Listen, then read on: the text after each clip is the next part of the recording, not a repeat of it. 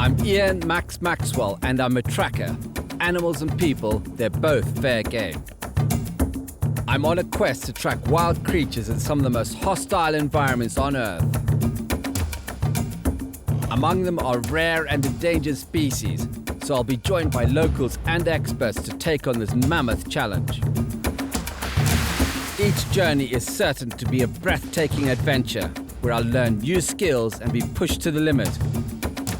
But however determined I am, there are no guarantees. In this episode, I'll find great prints. Jaguar tracks. They are hot. They're red hot. All in the search for the elusive jaguar in Brazil.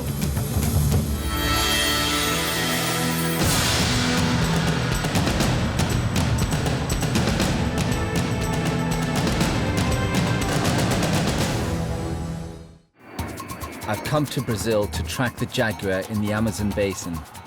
The one big cat I've never seen in the wild before.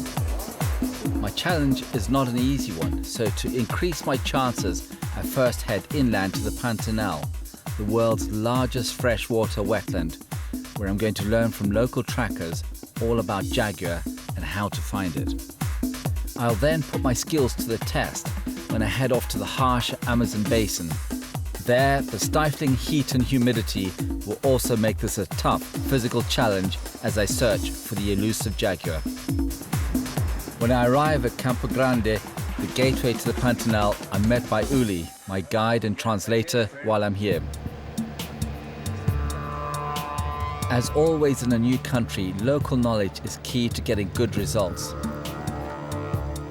So Uli introduced me to Captain Ednilson of the Polícia Militar Ambiental, Brazil's police force for rural areas.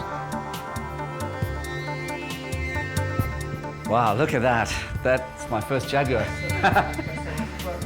This may look like a weird collection, but all these stuffed animals are used by the police to provide much needed education about conservation and poaching. Wow. That is incredible. Compared to a leopard is about that thickness all the way down. One of the most important things about tracking is intimate visualization of the animal. To imagine how soft its fur is, how big its ears are, and how its eyes, etc. So this is really useful for me to see this here. I think this animal was well fed. It had eaten a lot of cows. Não, ela está no tamanho normal. Bem forte, né? No, it's not fat. This is normal. This is normal. Suddenly, I wasn't actually worried about tracking jaguars, but having seen this one now, I've got some serious trepidation about tracking it. We've got to be really careful. It's massive. My very first close encounter with the jaguar, but I hope it won't be my last. For the next few days, I'll be staying here, Fazenda San Francisco, just one of the 2,500 farms that divide up the Pantanal. 3 million head of cattle roam an area about the size of England and Wales. But with wild animals living side by side with these farmed cattle, it's not uncommon for a jaguar to take them for a kill. So for the cowboys who herd them, the jaguar is never far from their thoughts. I'm keen to learn more. The problem is, there's only one way to meet a cowboy busy herding cattle. That's the first time I've ever ridden a horse, but I've had some good instruction for about 5 minutes. Can't say I'm totally confident yet. Fernande is going to be really good to me out here, Fernande. The jaguar is listed as endangered. There could be as few as 15,000 left in the wild. They're hunted for their fur, and deforestation has resulted in the loss of habitat and prey. So the reasons are clear why they may be easier to spot in the Pantanal. Just look at this concentration of cattle. And every cow or every calf makes a good meal for a jaguar. So I can see why there are problems with jaguars sometimes coming onto a farm to predate on these cattle.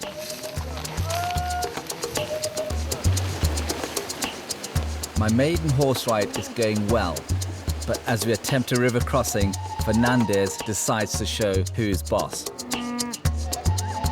We were coming across the river and my horse decided to lie down and cool off with me on the back, which is a bit of a surprise. This is a real crash course in horse riding. First of all, crossing a river with the cattle, and then my horse decides to lie down mid-river. Well, I got back up on her anyway, slightly wet.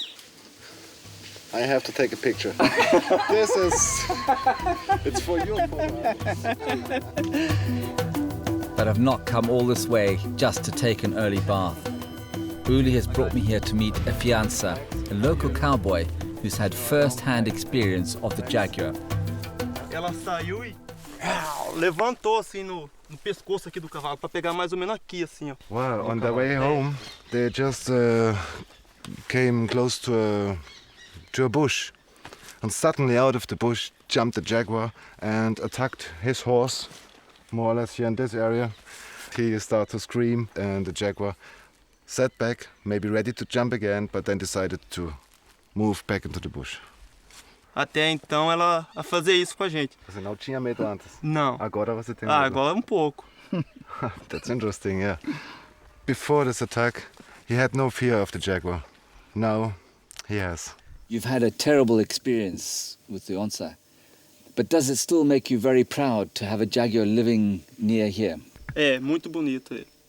Eu ainda acho dos animais mais bonitos do Pantanal. He still thinks that it's the most beautiful animal we have here in Pantanal. A fiança's story was a timely reminder of just how dangerous and unpredictable the jaguar can be.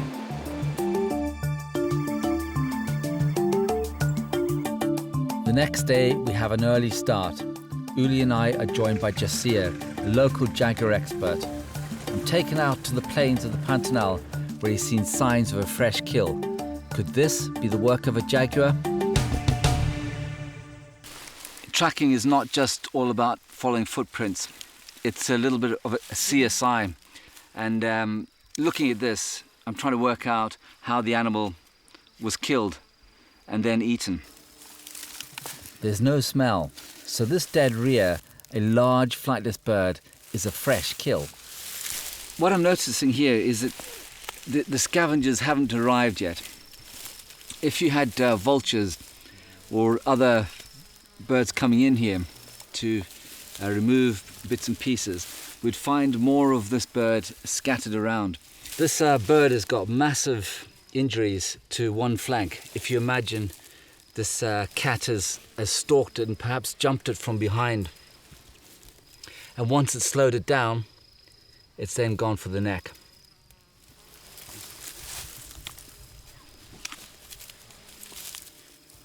What we've got here looks like the kill from perhaps a puma. There is a way of telling whether it's a puma or not. Generally, for an adult puma, the distance between a bite mark is about 2.54 centimeters, which would distinguish it from a dog attack. A dog attack would just have bits of feather all over the place, a bit like a lagerlout attacking someone. Whereas a puma is generally very precise in the way that it would kill a bird. Uniquely among big cats, jaguar jump on the backs of their victims and pierce the skull, causing instant death.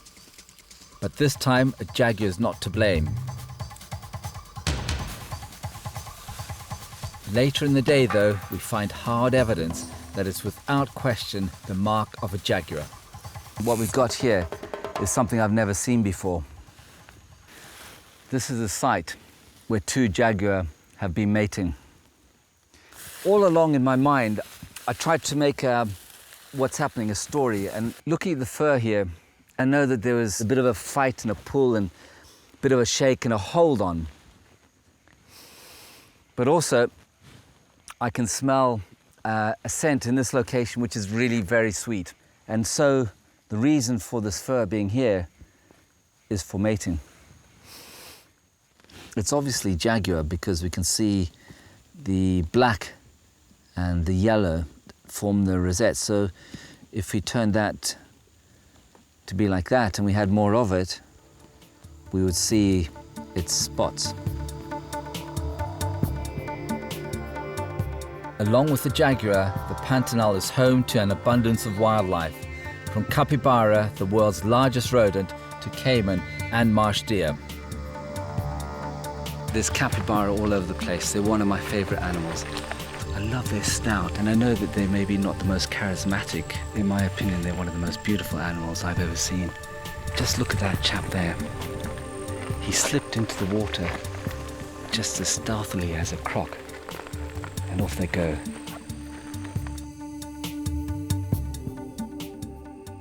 Capybara are really cute animals, but they've got food written all over them. They are the main prey for the jaguar. Where you find the capybara, the jaguar won't be far behind. We move on away from the peaceful-looking capybara, but the riverbank is also home to far more deadly-looking residents. Look at these caiman just along the riverbank here. They're all lined up and they're looking pretty mean. Look at the two big brothers. Do you hear the noise? The deep. That's a warning sign, but I think we could go a little bit closer.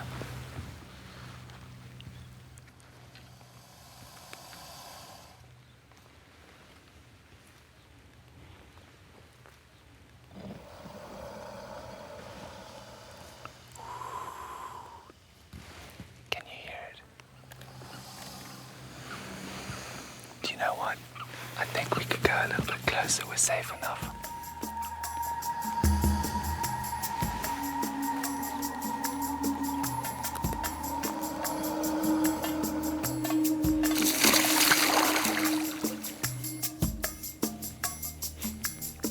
That was a bit of a hard stopper, wasn't it? That guy is really well camouflaged, considering the caiman is part of the crocodile family. They're the supreme ambush predator.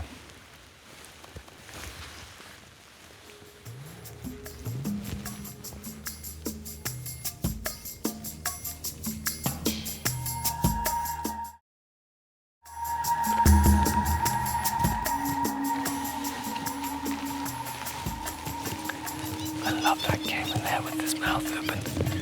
The reason he's doing that is to cool off. Typical reptiles, he needs to build his energy up in the sunshine. And then to regulate his temperature, his mouth is open.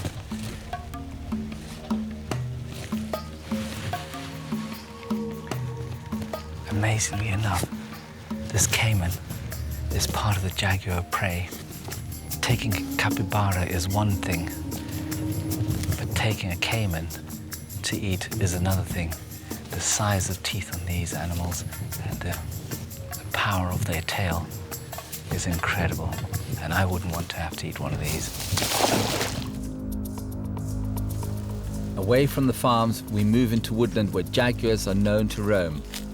We eventually find evidence of what can happen when caiman and jaguar come face to face. I find it difficult to explain how a caiman got into the middle of the forest, other than being killed by a jaguar and dragged into its larder. So I'm going to examine it in more detail to see if in fact it is the result of a jaguar kill. I turned the caiman over with my stick. It's a natural instinct because often it's a good place for a snake or scorpion or big spider to go and live underneath something. And it's the same smell every time that we come across a dead animal. Is that really putrid stink, although this animal's been dead for a long time. When I turned it over, it was full of ants. So what the jaguar or predator didn't eat, the ants have stripped it away, and I can tell that by how clean the bones are. Inside the skull, there's a bit of bone that's splintered and fractured. And that could be the result of the jaguar's teeth penetrating the skull of this caiman.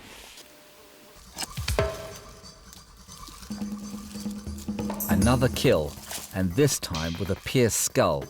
Strong evidence that it was the work of a jaguar. Once thought to be nocturnal, research has shown that jaguars can be active round the clock, but mostly during dawn and dusk. So when they're not out hunting, they need a safe place to rest up, and a hollowed out tree makes an ideal lair.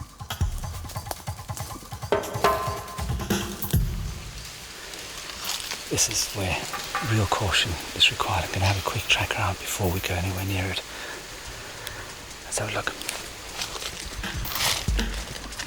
Although we think the lair is unused, with wild animals you can never be sure. To disturb a jaguar in its lair is full of danger, so we approach with caution.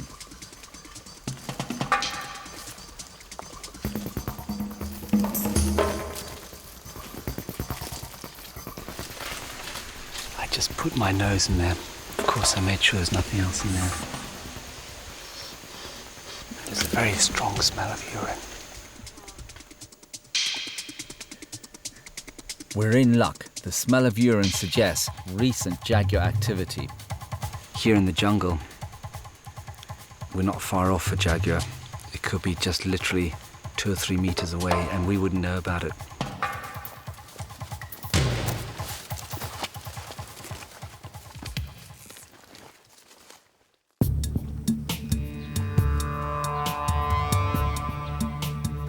After learning from Jasir about the jaguar's habits, how it kills and feeds, Uli and I head off by boat away from the farmland. Crisscrossed by streams and rivers, the waters of the Pantanal are an ideal place to continue our search. I'll need to learn all I can before heading off to the Amazon basin, where I'll put my new skills to the test. Jaguar like water. They use it to hunt and to cross territory. Riverside beaches offer the perfect place to find prints quickly. If a clearing looks suitable, we'll stop to investigate. We're looking for trails that go through into the jungle or into the forest. But the most important thing that we're looking for here is tunnels through the vegetation that could be used by lots of animals. It could be used by a caiman, but also used by a jaguar that's coming down here to either to hunt or to cool off or to drink. Upriver, we begin to see many of the prey that the jaguar feed on. Capybara and monkeys are an encouraging sign, but by far the most abundant animal here is our old friend, the fearsome-looking caiman. This place is crawling with caiman, and there's a technique used on the Zambezi that I've seen before. And you can tell the size of a croc by the size of its spines on the back of its tail. There's one just on my side here that's lying halfway in and halfway out, and he's a pretty fearsome chap. Observing this caiman, an impressive 8-foot specimen, further demonstrates to me how strong and ferocious the jaguar must be. No wonder it's known as the thug of the jungle. As we continue, it's not long before we come across an ideal place to make our first stop. Okay, we're going to go ashore because we've found a brilliant place to look for these jaguar tracks.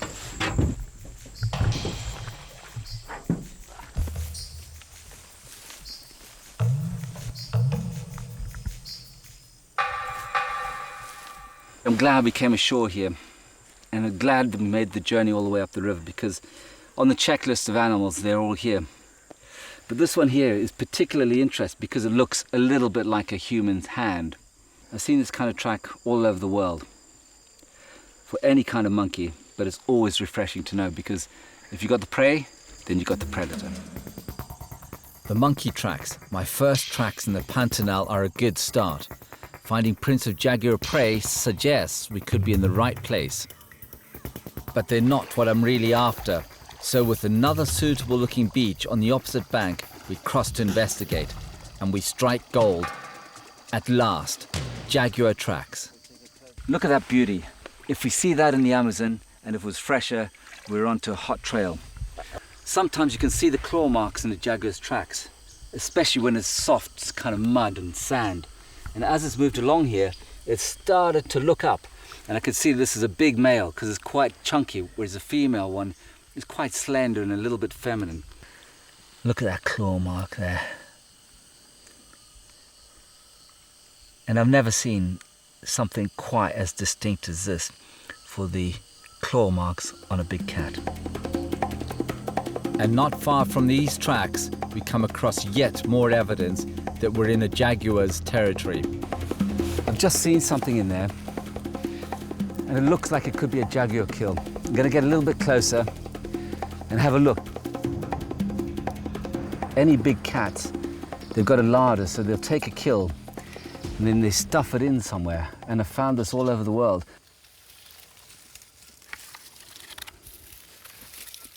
One of the ways this jaguar might have actually killed this capybara is by grabbing it by the throat and a huge wrench. Oof. And that's probably why we've got this huge curve in its spine, because the jaguar just grabbed it like that, killed it, and then dragged it in. What would have happened is the jaguar would have actually eaten the soft organs first from the underbelly. So it would have gone in this way, eaten all of this off,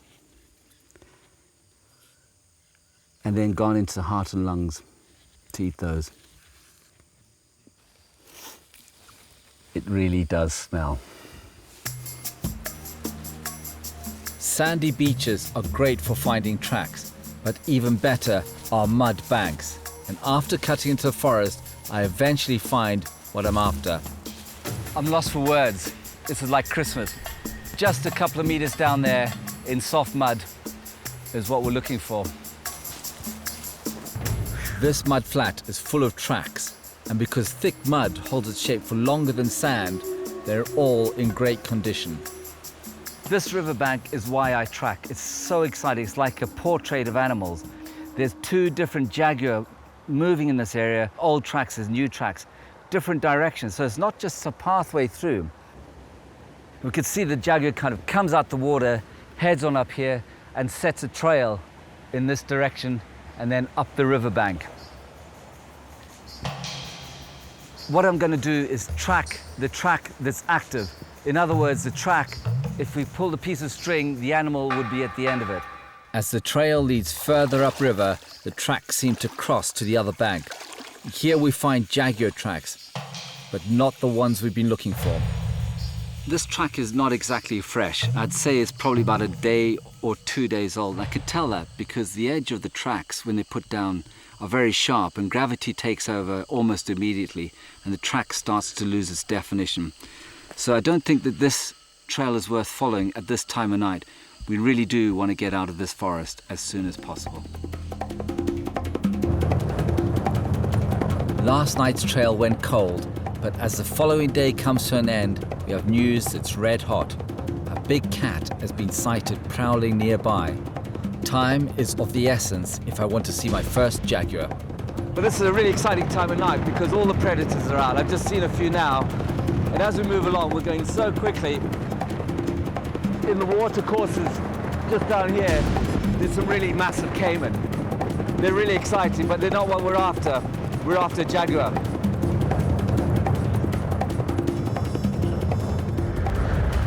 Okay, now we've actually sped up. The vehicle's going really fast. The guy has literally seen something. He's sitting in the back there with binoculars on. My heart's beating. It's really exciting. It's like a hunt, it's like a chase.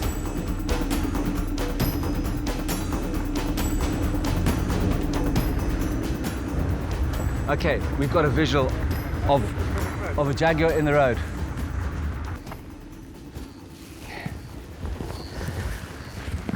The hairs on the back of my neck have gone up.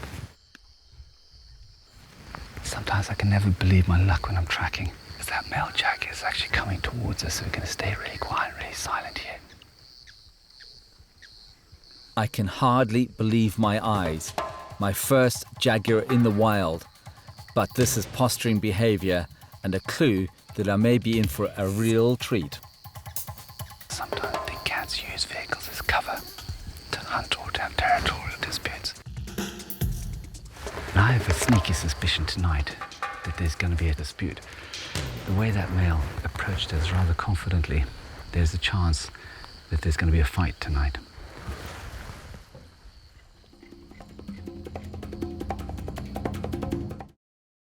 So we stay with this cat until nightfall to see just what will happen when Jaguar come face to face.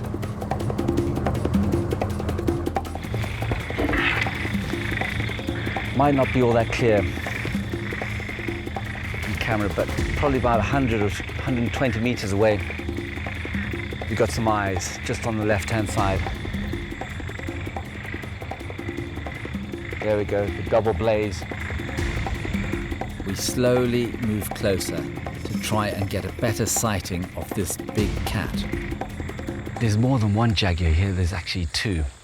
One's lying down and the other one is now trying to move silently. Just like any old cat, it's trying to place its paws where it won't make any noise, won't crack any branches or stand on any leaves. And this is amazing to see this at night. Just watch what it does with its paws. It'll place them very, very carefully.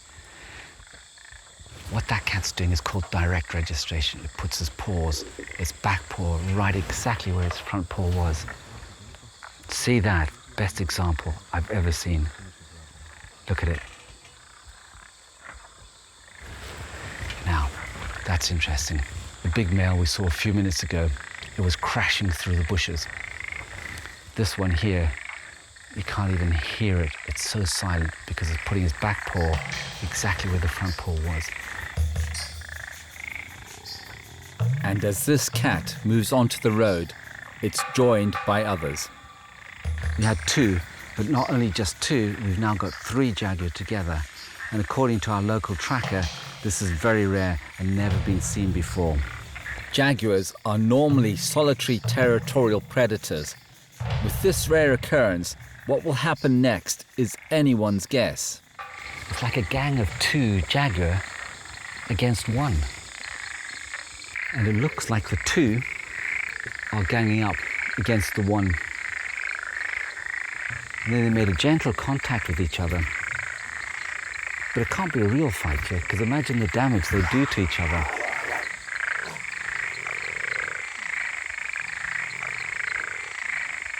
So maybe they're part of the same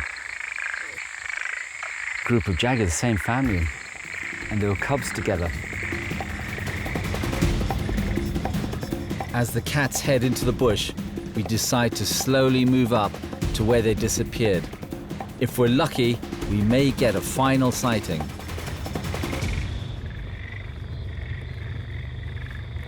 And incredibly, just on our left-hand side is an impressive male staring back at us. Unfazed by our lights and looking completely relaxed. And there, just a few meters away, is the other jaguar. It's almost as though when we had that fight earlier on, that the dispute is over. What appeared to be at first a big dominant male has seemed to become more submissive after that fight. We can't see him at the moment. It looks like these 2 here are much more content than they were before that scrap. It's just incredible being this close to a jaguar. I almost want to go up and actually give him a stroke, scratch his ears. But I've got a feeling I'll get a scratch back. He knows we're here, and I don't know if he thinks he's safe because we're around and is just going to lay low until we move off. But one thing is for sure, I couldn't have hoped for more from my time in the Pantanal. It's an experience that will stay with me forever.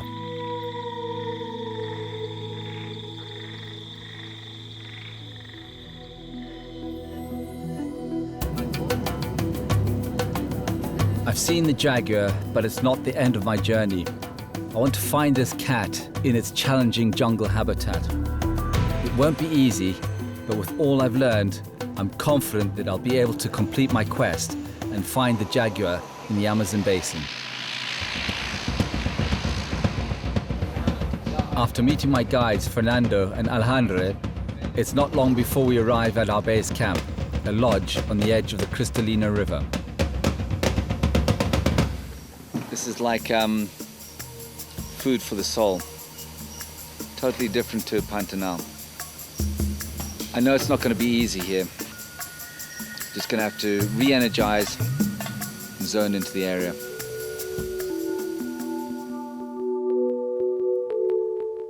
The Amazon rainforest is vast, covering an area of over 2 million square miles. It represents over half of the planet's remaining rainforest.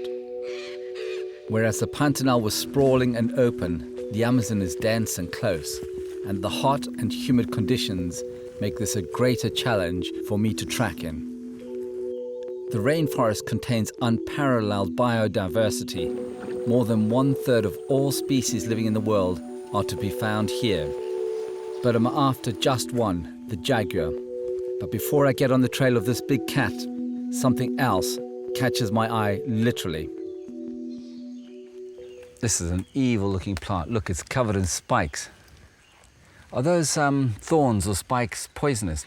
Well, not poisonous, but because of the muscle contractions, if you put this on your flesh, the muscle will push, so it will go against you. And there are some myths that say that it crawls through the veins and through to the heart. Through to the heart? Yes. But it's great. I'm so happy. I was really enjoying the jungle, but I'm having second thoughts, because you almost want to grab a hold of something in the jungle and do what I did there, got spiked. Hopefully it's not going to go through to my heart though. No. When tracking, you must pay attention to your environment at all times. We push deeper into the forest, and then suddenly, movement up ahead. Could this be our first jaguar in the Amazon?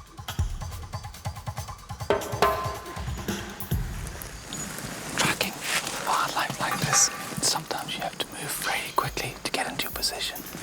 So I'm going to move as quickly as I can. Then, in the undergrowth, I find a clue that could identify the animal ahead.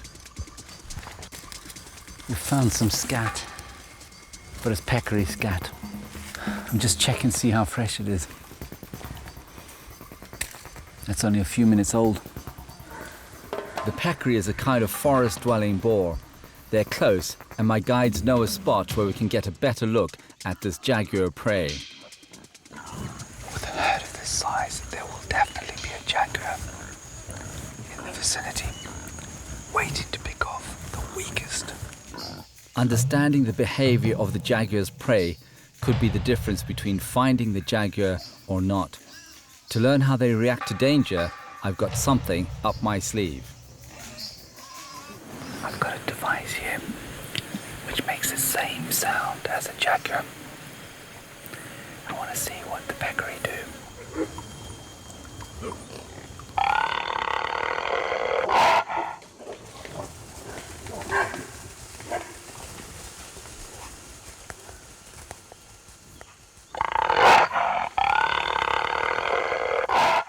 The device worked, but I want to see what happens if I do my own impression of the jaguar.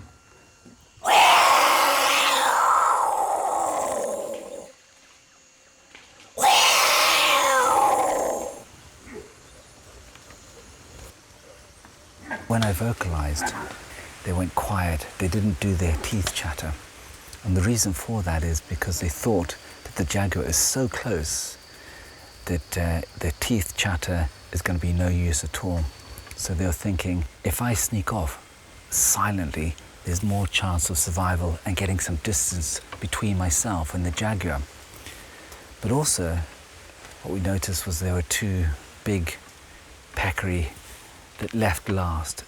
And this characteristic sentry behavior is what would actually happen with most herd animals. Those two sentries at the back would hopefully chase off a jaguar.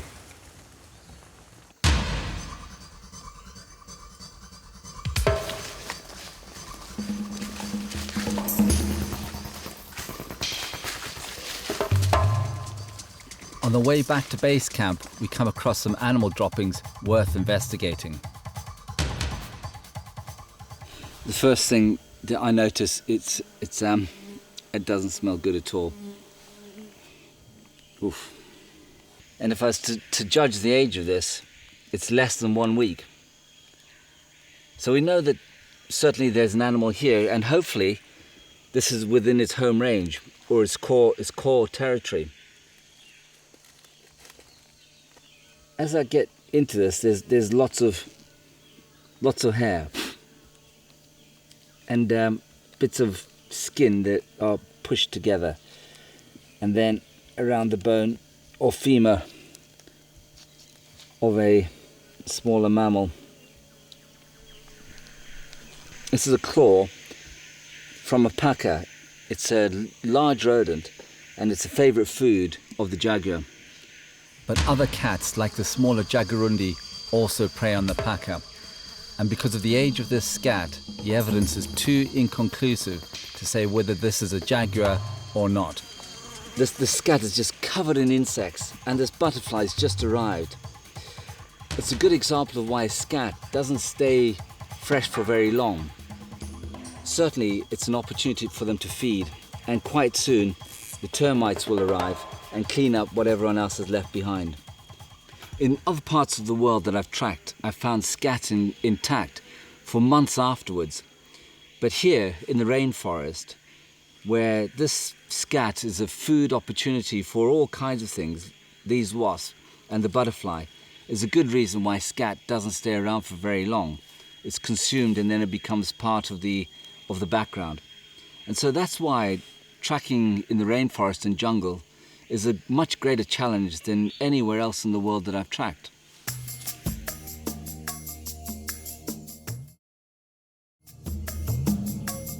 Yesterday was a great help in understanding more about the jaguar's prey in the Amazon, but I'm anxious to get away from the lodge and out into the unknown. And unsurprisingly, in the Amazon, boat is the best method of covering a lot of ground quickly. We're going to an area we've never been before. We're going a lot further up the river in the search for some lagoons. It's a place where the vegetation gets lower, and we don't have terra firme forest. It's always flooded. It's like many Mauritia palms and Mangrove swamp. it's like this. It's a completely different vegetation. That's good news for us because we know the jaguar loves water. And every occasion we come across the jaguar tracks have been close to water. So it sounds like that's a good place to look for the jaguar in the swamp. Very good place. Jaguar populations are currently declining, and the animal could well be threatened with extinction in the near future. Although it won't be easy, I'm confident that with all I've learned, I'll be able to track a jaguar in the Amazon. At the moment we're looking for places where we can see it would have stepped in some sand or mud. We might get to see some scat, or even better, catch a glimpse of the jaguar. Eventually we find what we are really after, an ideal place to pull off the river and start tracking. See that white beach over there? I'm going to go ashore on that and have a quick look round. Keep my fingers crossed.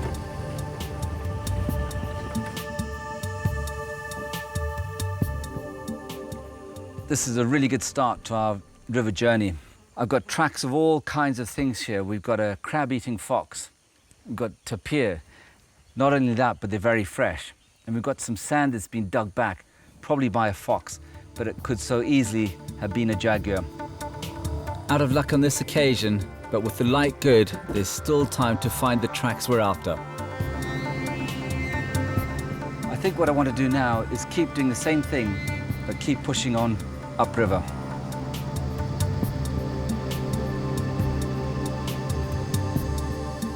But before we find a suitable place to stop, another animal catches my attention. I knew I could smell something that had died.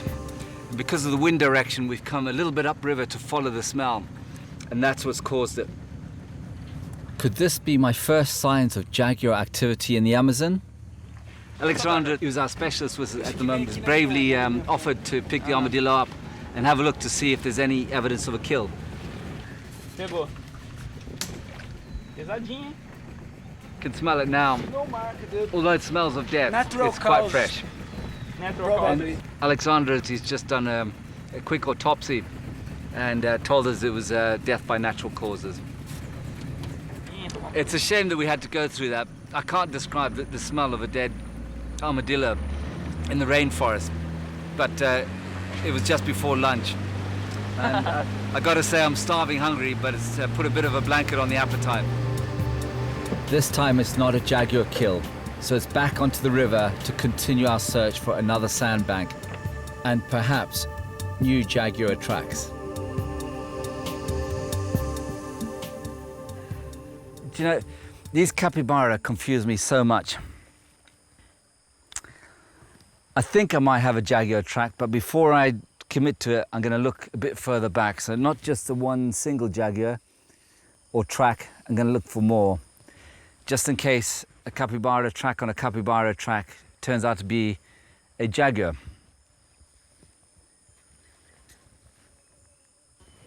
Got jaguar. This, I'm 100% sure we got jaguar tracks. That is our first jaguar track in the Amazon basin. Yes. Whew, we know they're here. Woo!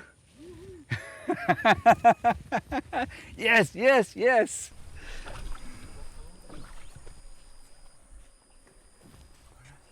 Oh, good. Hey, yo, yes. Very good. What do you reckon, jaguar? Yeah, They live in the Amazon basin on the Cristalina River.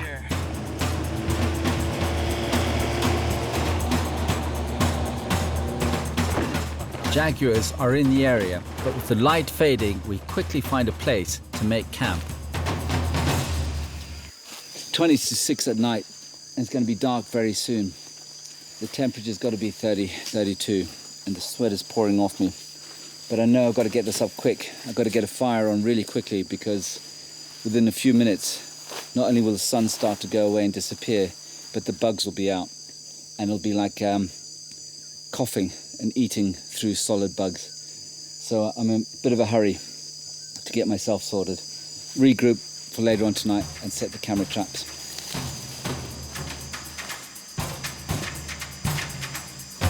Time is now against us. As we hurry to set the traps, I'm reminded of the potential dangers to be found in the forest. This is a beautiful, beautiful tree boa. Eating the bats, like this, eat the bats.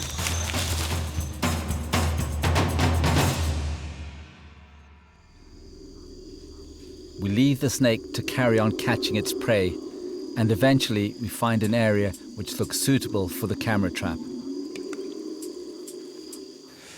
We've got a trail along here which is used by something, but we're not exactly sure. And there is a junction coming past us behind me on my back.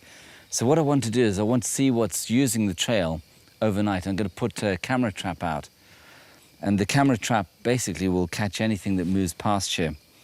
And it will use infrared light to illuminate the animal and take a picture.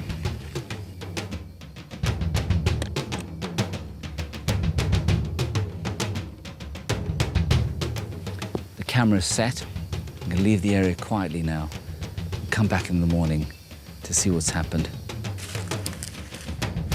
Will this night camera finally prove there is a jaguar in the area?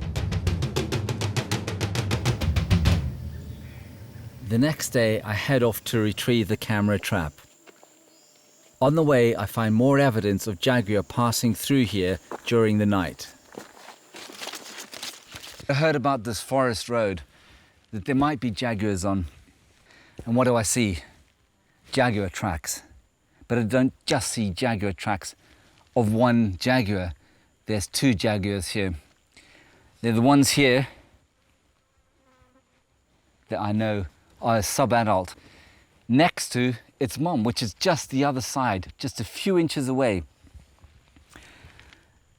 But what to me is really, really exciting, these tracks are a matter of hours old, if not minutes. And the reason I know that is that the edges are still very sharp. Now imagine a logging truck goes past here, it kicks up dust, and we went through tons of dust. And the dust gets sprinkled into the track. And there is no dust in these tracks. They are hot. They're red hot. The track showed the jaguar and cub heading in the direction of the camera. And when I arrive at the clearing, the signs are good that they may have been caught by my trap. When we set the camera trap, we programmed it to take video, and something like 30 videos have been taken. One of these videos could be of a jaguar, my best chance of seeing one in the Amazon. My heart is beating because I think we're going to get something on this camera. But as I scroll through the videos time and again, they're blank or inconclusive. It's so disappointing.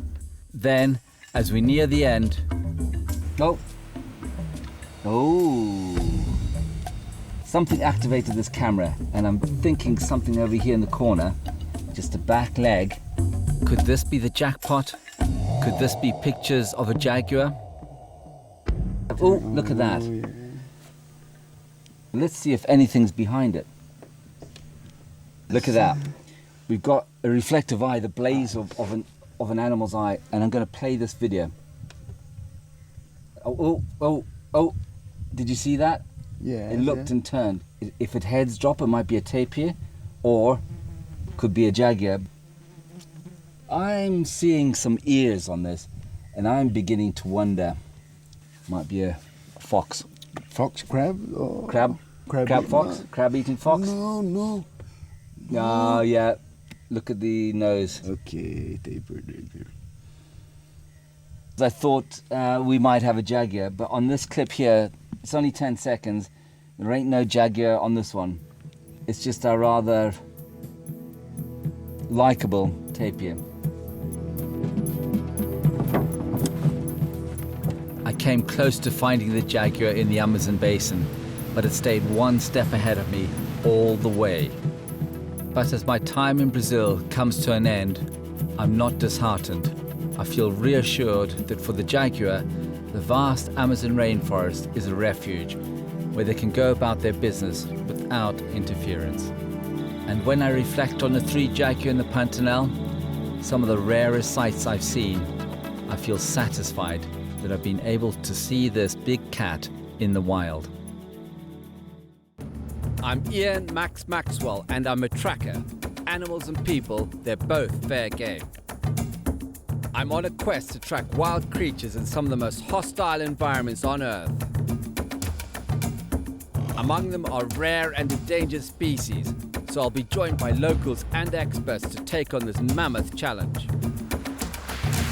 Each journey is certain to be a breathtaking adventure where I'll learn new skills and be pushed to the limit. But however determined I am, there are no guarantees. In this episode, I'll be learning new techniques. That's huge. As I search for Namibia's desert-dwelling elephant. This Ellie is not far away. I can't miss it this time.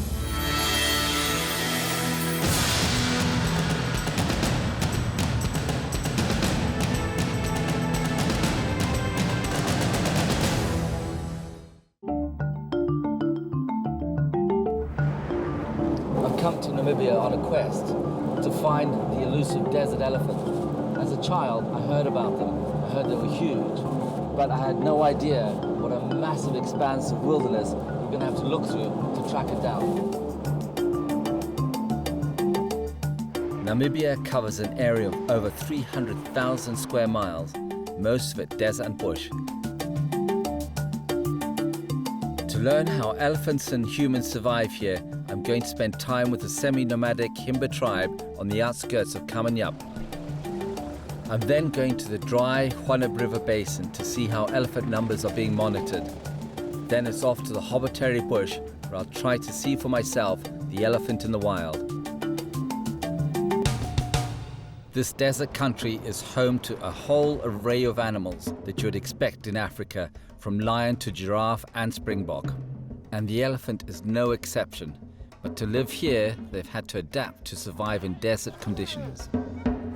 I need to know more about this terrain before I get on the trail of the Elis.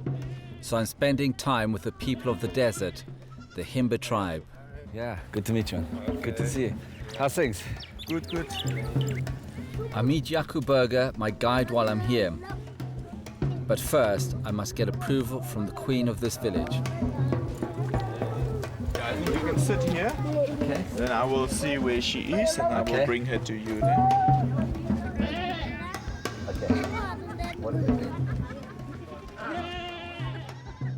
It's such a thriving community. I just had a moment to sit around and absorb the atmosphere, and there's things just happening all over the place. There's a lady cleaning her hut here. There's a goat giving birth over there. Little boy washing his face. And the cattle have just arrived. It's a real happening place. But in the 1980s, it appeared the Himba way of life was coming to a close, devastated by severe drought and war. 90% of Himba cattle died, the center of their economy and identity. Today, there's a resurgence. The Himba tribe have rebuilt their herds, maintained control of their lands, and have kept their traditional semi-nomadic lifestyle, relocating to search for new pasture. Yeah. Now, Perabi? Nawa. Nawa? Uh-huh. I'd like to thank the Queen for allowing us to come into her village. And I've come here to find the desert elephant. Can she tell us something about them?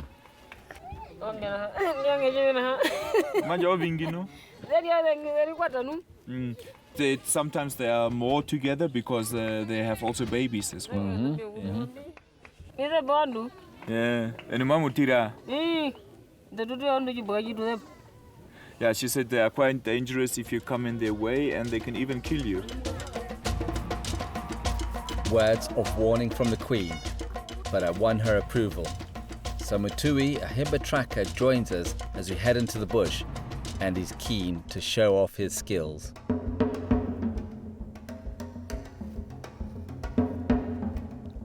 I always find it's a really good way of bonding with someone, is to have a bit of a competition, spear throwing, firing an arrow.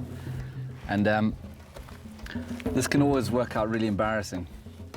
And by looking at our tracker, I think he's a pretty good shot.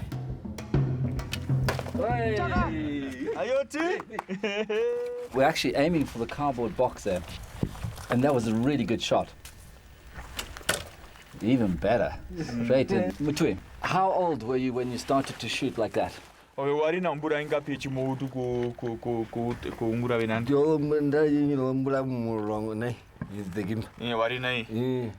He said about 10 years old when he was big like that. About 10 years old? Yes. Yeah. And did you learn it from your father or grandfather? He said my father and also the older adults have taught me. Passing on knowledge is vital for communities like the Himba to thrive and maintain tradition.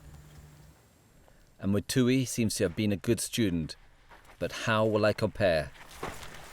Okay, Mutui is going to show me how to shoot his bow and arrow, so this could be really humiliating, but let's have a go. Mutui, can you show me how to do it, please? Okay, on the knuckle of the left. Okay, stand clear.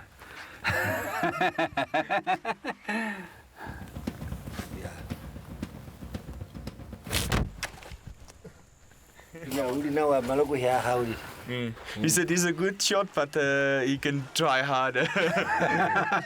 he must hit the box. That sounds like my old school report. Could do better. Let's try harder. Okay, this time we've got it. Oops. It was a bird. It was flying I was aiming for. Thank you very much.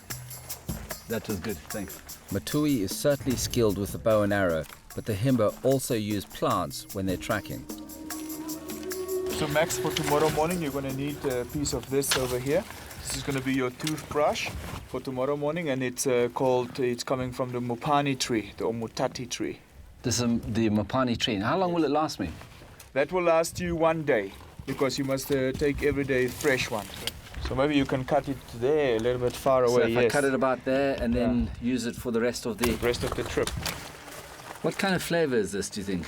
This one, which is Mopani, it's a little bit like a Mopani have a lot of turpentine inside it. Okay. So this one is going to be really cleaning.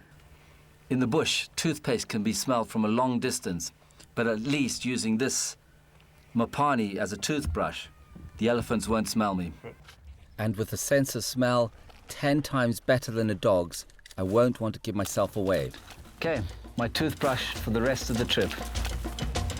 Local bushcraft is useful, but it's not long before I find what I'm really after, my first evidence of the desert elephant. What's that? That's elephant dung.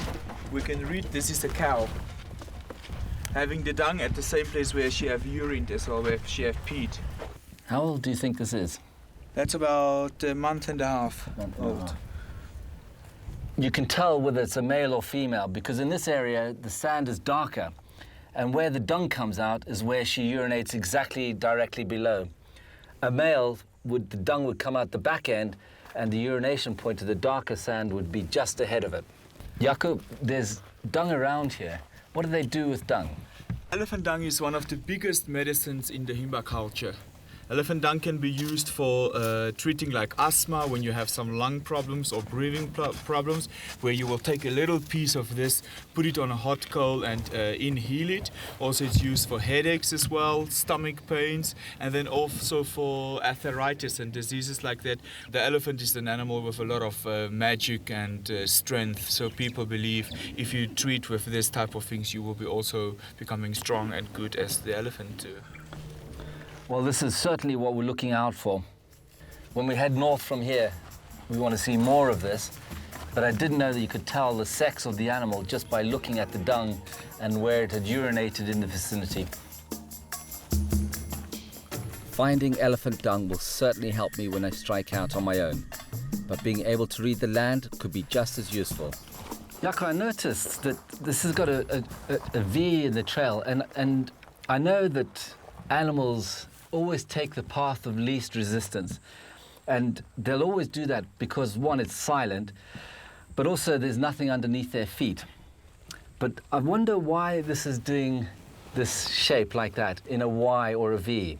This is the V you can see over here, one path coming from that direction, and then the other one coming from that direction. So you have a V over here, all pointing in one direction over here, which is telling you this is the way to the water hole.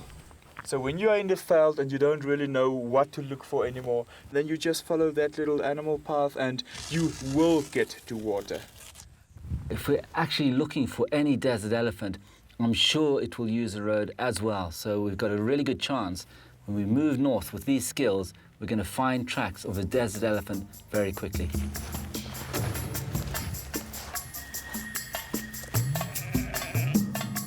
I've learned lots about the elephant from the Himba, but I also find out more about how the tribe survive in this environment. That looks sore. I'm really interested in the color of this of the skin and how that's prepared. The red ochre is protecting against the sun. It protects against coldness. It's an antiseptic, and also it's a totally hair remover. The Himba people are never ever using any water to wash with. There is no water. Namibia is a desert country. Water is very scarce. So they're using the red ochre and the butterfat to clean themselves. Not even in the time of menstruation or giving birth, water is used. Water is just too expensive and too scarce. You want to try? Yes, please. Yes, it has.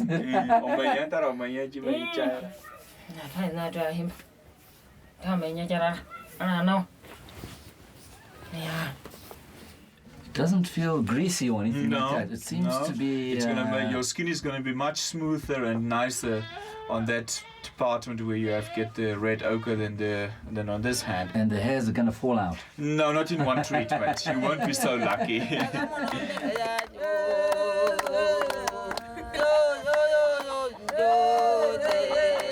My time with the Himba is over, but before I leave, there's time for a few final words of advice. It's been a childhood dream of mine to track the desert elephant. Has anyone here got any advice for me when I go on my journey to find the elephant?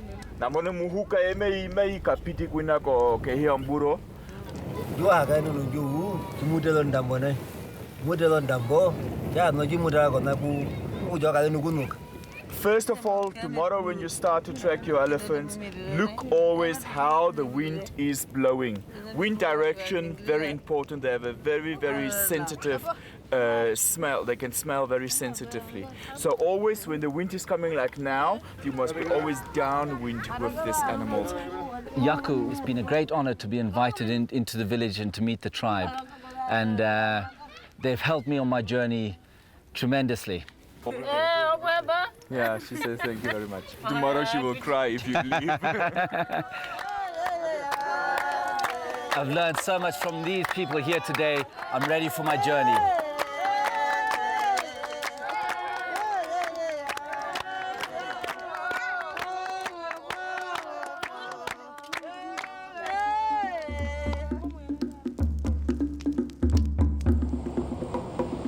My time with the Himba has shown me what a harsh environment this is. Average rainfall is often less than 50 millimeters a year, so the desert elephant must really be a specialist if it is to survive in the wilderness. To find out more about these giants, I'm going north to the dry Hwanab River Basin to meet desert elephant expert Dr. Keith Leggett. And with over 10 years in the field, Keith knows all there is to know about finding them. The one thing I've noticed as soon as we've arrived into this area is that I feel it's timeless. When you look at this landscape, this place it's the oldest desert in the world. It's 15 million years old, this actual desert. And the landscape you see is a very, very old landscape. Doesn't it scare you being out here on your own? No, it doesn't scare you, no. If you get scared, then you wouldn't leave your house. You've got to be aware of what's around you, and you've got to have a good idea of the possible dangers involved in being out here. And again, the biggest threat you'd face is a car breakdown, for instance, and you're running out of water. So we normally these days, in the modern era anyway, as I'm getting older, I carry satellite phones with me these days. So if anything truly goes wrong, I'll just ring somebody to come and get me. They'll hopefully come and get you. So animals have adapted and kind of created this ecological niche in these areas. Everything that lives in a desert, anywhere, is a specialist in survival, or they'll die. This is such a vast area. How do you know where the elephants are going to be? Well, I've GPS collared a number of the elephants. Now, GPS collars are such a significant advancement in technology from what we used to use, which were the old telemetry collars, that they just uplink to a satellite and they download to my office in Uchu, which has a computer, so I just get a GPS location. Now, if you can imagine, that's not particularly good. If I'm sitting in Uchu, it's brilliant, but when I'm out here, I can't get the download to any computer or anything because I don't carry one. But I still have to know where they are. Now, luckily, we've still got the telemetry available to us. And I've brought a collar with us today, which we'll show you before we go into the field, so we can pick them up on a radio signal rather than being on satellite. Right, this is the telemetry equipment, which is still in its box, of course, but we transport it easier. And what they have is an antenna we use. Right, these are the antennas. And we assemble those. You've got two long ones, two short ones. Long ones go to the back, like that. You can do that. And the short ones in the front. And these are the collars that we use on the elephants. Yeah, this sits around the neck of the elephant. That satellite unit is in the top there, in that fiberglass casing at the top. That has to stay at the top of the neck of the elephant because it has to link up to the satellite. So we use a counterbalance at the bottom here. The counterbalance sits between these holes and we bolt them together. And that then swings on the neck of the elephant like that. And that holds the counterbalance. So the counterbalance holds the satellite unit and firmly at the top of the elephant. Oh, that's pretty heavy. Imagine That's it, you got it. Right in the back of your neck. No, it'll sit on an elephant, it sits there. And that strings around the front. So that's the size of an elephant's neck. Size of that one's, yeah. And he's actually a pretty small elephant. That's huge. You got a GPS unit in the top, plus a set of batteries, plus a little telemetry system, a little radio signal system. And this is what we pick up, the radio signal. The desert elephants of Namibia are one of only 2 known populations in the world. The other group are in Mali. To survive in this arid environment, they consume less food and water than other African elephants, and their feet are larger to cope with the soft desert terrain. As we delve further into a dry river basin, we rig up the radio tracking system. This will tell us if any of Keith's collared elephants are close by. This thing will give us line of sight, and in a riverbed like this, up to 4 or 5 kilometres. So And what noise would it make when we hear, or when we're close to an elephant, 4 to 5 kilometres? there's a dull thud coming through. Now that's just a little bit of interference. Now when we get closer, it becomes very high-pitched, and it's probably kicking up a little bit of interference from the cars, the electronics in the cars. So with no luck on the radio tracking, we take an educated guess as to which direction to go next. If you were an elephant, which way would you move down here? I would look, if you look here in the valley, you'd look where the hardest substrate is, because they're such a big animal. And this is why you sometimes see them walking in car tracks, the old car tracks, because it's the hardest substrate. Walking on sand, soft sand, takes a lot out of an elephant.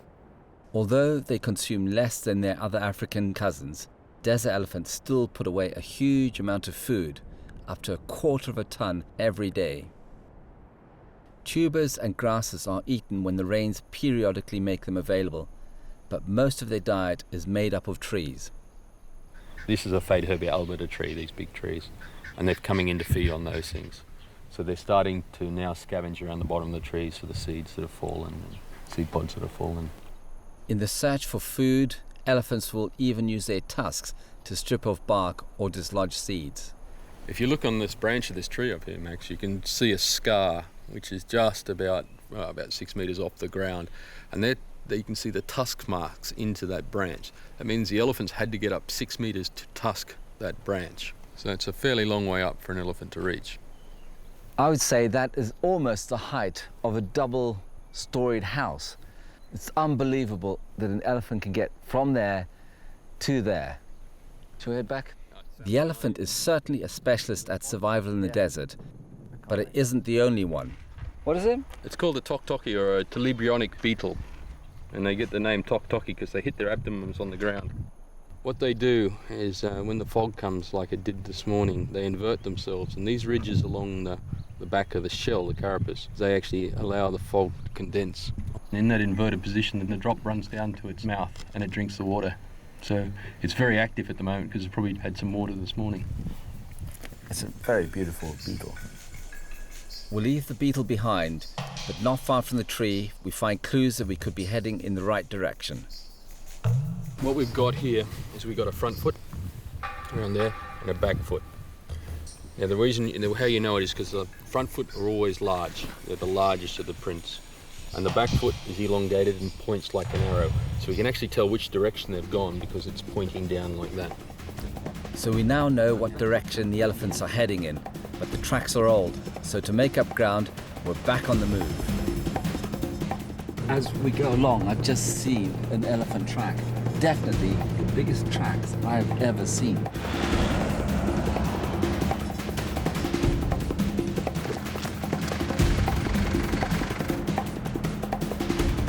These are fresh tracks. They're a great opportunity to learn more about this elephant. Just look at the detail in this track.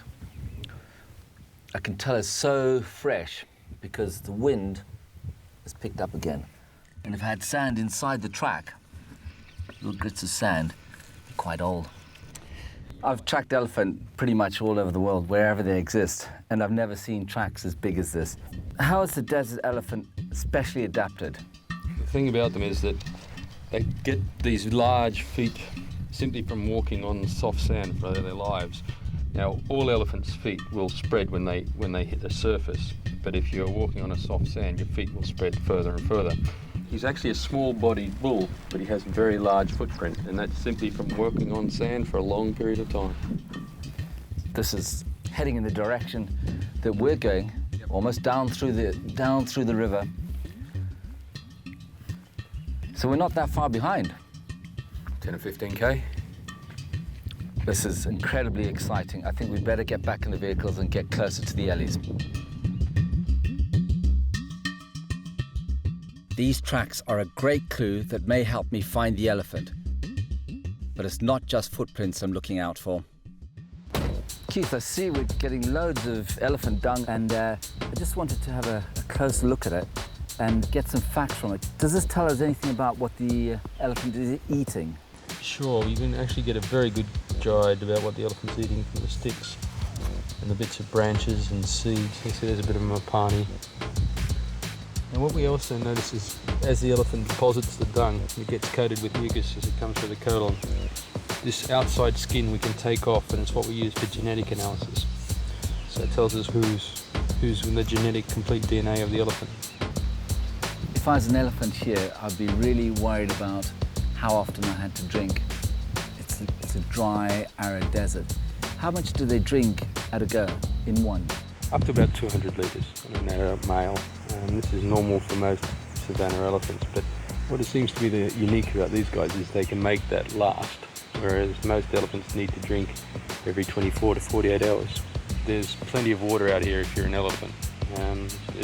It's few and far between, and the very land itself can't support large numbers of elephants. But the thing about it is they know where all the water holes are.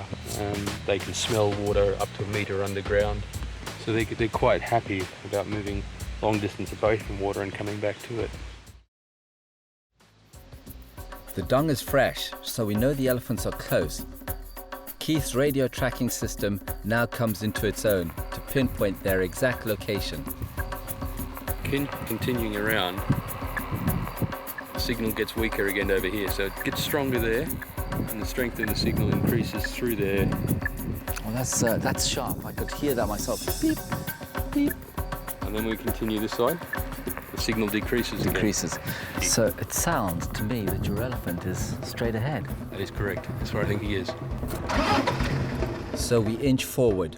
Somewhere ahead of me is my first Namibian desert elephant. But these large animals aren't as easy to spot as you might think. We're about 50 metres away from the elephant at the moment, and what we're looking at is how elephants can actually hide in very, very small amounts of bush, and this is what makes them dangerous. It's quite possible to drive past him at the moment or walk past him, and you never see he was actually there. And it just blends perfectly into the shadow of that tree. The average desert elephant would normally measure 3 meters in height and weigh around 6 tons, but this one is even bigger. You really would never guess he was there, and that's a 3 metre 20 elephant, high at the shoulder. I've got to tell you this now. That elephant, when I first saw him, I didn't think was that big because he was standing on a bank. But I've got to tell you now, that's huge. This Ellie's the height of a big truck. He looks relaxed and unfazed. But then, in a sudden display of strength, another male crashes in on our left. His penis is out, so that's the first sign of aggression. But this was just a mock charge from a juvenile, so we stand our ground and he quickly calms down. As Keith said, his penis came out and he came into the shade. It's just that initial burst, and it's probably worked out that we're no threat. That elephant is dragging his trunk on the ground. That is the most relaxed an elephant can ever be. Yeah. That means he doesn't care we're here. It's amazing how they can go from that aggressive posture he had a couple of minutes ago back to completely relaxed when he realizes that we're not a threat. By the mid-80s, around 2/3 of the 800-strong population in the western areas were killed by poachers. But thanks to the work of people like Keith and the government's natural resource management programs, their numbers are recovering. Now there are around 600 elephants in the wild. We let these two head off into the bush, Keith is sure we can find out more of his collared elephants elsewhere. But before we start tracking, he wants to show me a different kind of evidence. Okay, Max, these are some bones I thought you'd like to see. This is a 3-year-old carcass of an old male. And what happened, he died of natural causes. And this is all I could find. Some years ago, there was poaching and killing of elephants in this area. What's happened since then? In the late 70s, early 80s, not only was there a drought, the South African military gave out a lot of ammunition and guns to the local people to protect themselves from the insurgents during the war. Now that combination of drought and large amounts of weaponry around resulted in a massive die-off in the wildlife, in particular the elephants. About a third of the elephant population was destroyed. During all those problems that the elephants were having, would you say that they were nearly wiped out? In this area, yes. Well, it's a great honor to actually touch elephant bones, but we better carry on our search for the other elephant. The life specimens. Yep. And with Keith's inside knowledge, it's not long before we do find live elephants. Okay, we have elephants in front of us. We have the breeding herd directly in front of us. Over. So it's back on top of the 4x4 to see what's ahead. We're going into a dangerous area where the ellies come along this road, which is into a valley, and then they've spread out around us. So as we get drawn in by the big ones, we've also got to be very careful of elephants on our right and on our left. How big do you think that this herd is? I think it's about 11. 11. A herd of 11. So we could have ellies all around here. Go to left. It's always a good idea when you're driving along like this to look behind you, because as you pass something like this, the elephant could be tucked in just behind that bush. The best thing is to keep distance. I mean, nothing likes you to impinge on its personal space. So what you want to do is give them enough area that they can move away from you if they choose to. Now, if they choose to move towards you, that's their decision. All right, we'll just go up on this rise here. We creep forward, scanning the area for members of this herd. Then suddenly... Ah, gotcha. Oh, Jesus, that's huge. Here. That is huge. All I can see is his ears flapping. He is a monster. Oh, look at that. Look at that. He's going up the tree. Another large male, and he's using his tusk to strip the tree of food, just as Keith described earlier. We're going to stop here and take stock of the situation. Here he comes. Look at the grace of that elephant. I'm trying really hard to listen to this elephant. I can hear him breathe, but I can't hear his feet go down on the ground. And as this male heads off, we spot another elephant, and it's another first for me. This is a charming moment. My quest was all about finding the classic desert elephant. I didn't for 1 minute expect to find a calf. Keith, I'm over the moon at this. It's just a cute little wiener. Elephants live in matriarchal societies, and young calves are tended by other females of the herd as well as their own mothers. Feeling protective, one of them ushers this calf to the cover of the bush.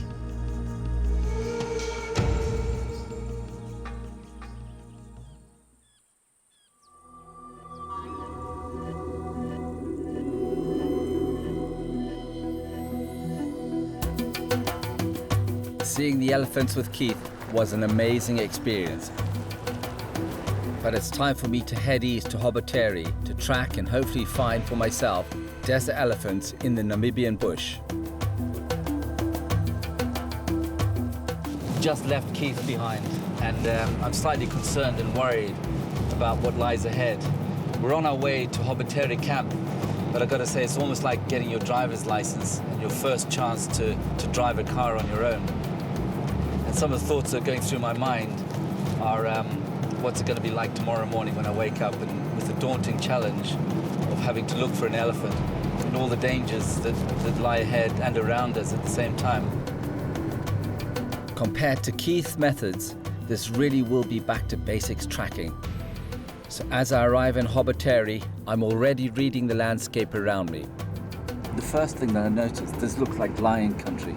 because it's got places where lions could come over here and lie in ambush. There's lots of food because I've seen the tracks on the road. And what a perfect place for deer to come over the hill and a lion to pounce. And before long, my suspicions are confirmed.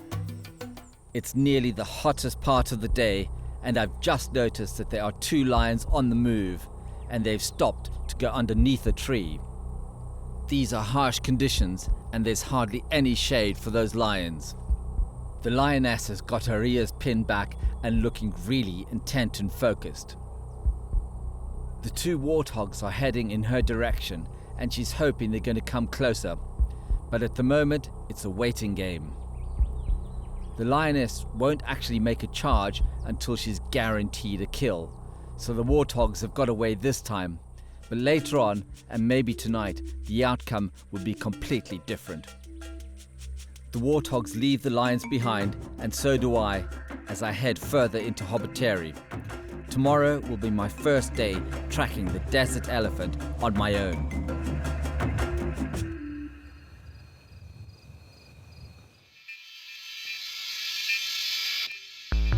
Got up early this morning to zone in. I've come to this high point to listen to and to see the animals around me. It's kind of like getting into the heartbeat of the environment. It's a technique I use for tracking the desert elephant.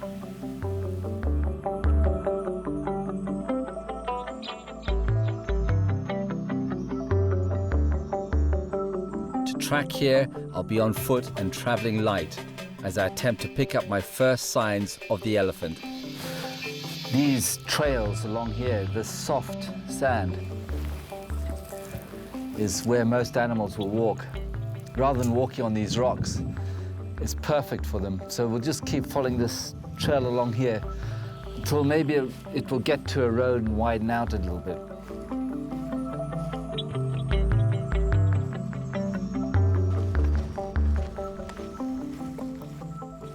The reason I'm on this side of the path is that the sun is coming from the opposite direction.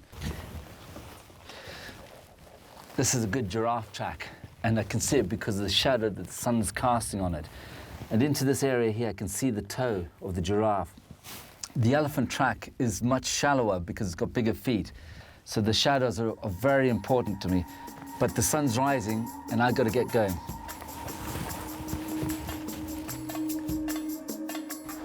It's not long before I get my first evidence. Good news, we can see at least there's ellies around, and it's old stuff, so I don't want to follow that. I'm looking for something which is much more recent, what we call the active track, not the passive track. Elephants have definitely been here. If I don't find something more recent though, I haven't got a hope. But that's not the only thing that could stop me fulfilling my quest. I'm just going to go over to the shade and take some cover because this is lion country.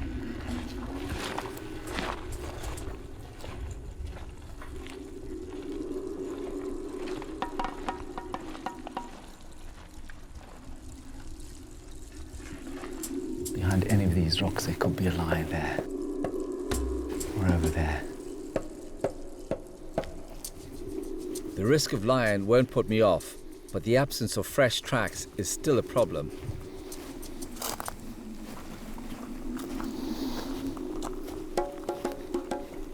I've been tracking for a few hours now. Still no signs of any fresh elephant track. But I'm heading for these rocks. The ones on the right and ones on the left have created a valley, and I'm hoping that's going to funnel any wildlife that's here down through there.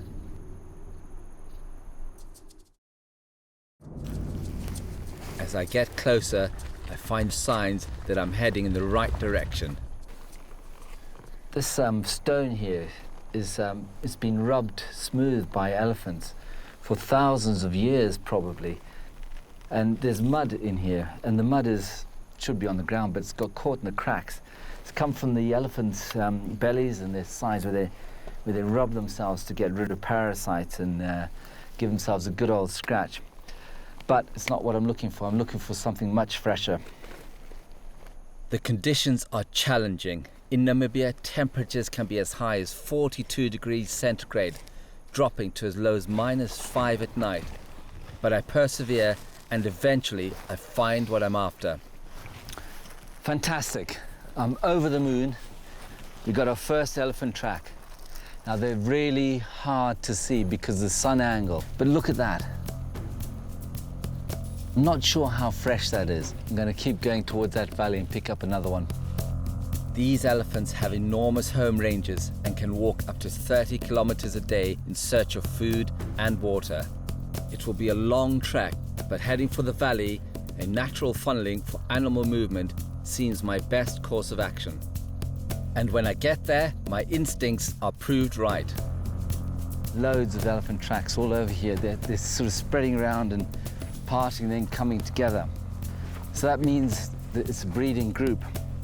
It's mother, some aunts, and some weaners, but I haven't seen any small ones yet.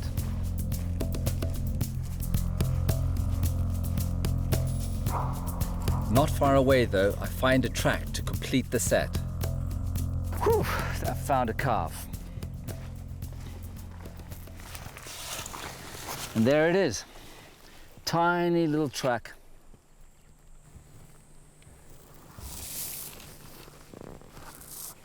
If you stick close to the calf tracks, Mum won't be far behind. But the elephants seem to be in a hurry. I've got a lot of work ahead of me if I'm going to find them by the end of the day. They're moving quite fast. If they relax, they kind of drag their feet. But here's Mum. We can see it's just pushed down in the ground. And there's the baby.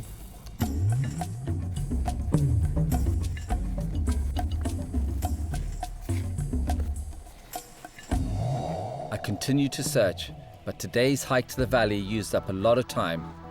So for now, it's the end of the road. The elephants will have to wait until tomorrow.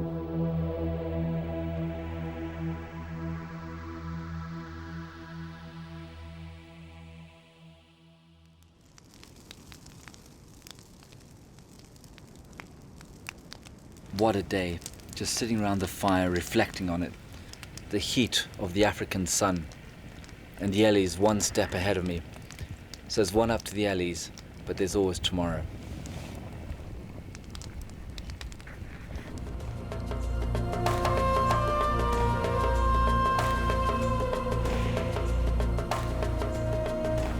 In the morning, I'm more determined than ever to catch up with the elephant. But they're moving fast and the conditions are tough. It will take all my skills as a tracker if I'm going to pick up the trail. Some tracks are hard to see, and I'm looking for the slightest detail. And what I've seen here is I've seen some grass and leaves have been pushed forward as the Ellie's gone through here. It's very hard to see. But this pattern of disruption going that way, some of these twigs have been slightly shattered, but not very much. And that's really interesting because that blade of grass has just been gently bent over that twig. Tells me that I'm still on the tracks of the Ellie. I'm on the trail, but it's increasingly difficult to track on this terrain. It's almost impossible tracking on this stuff. Look how hard that is. And I've just been looking at really small detail along here.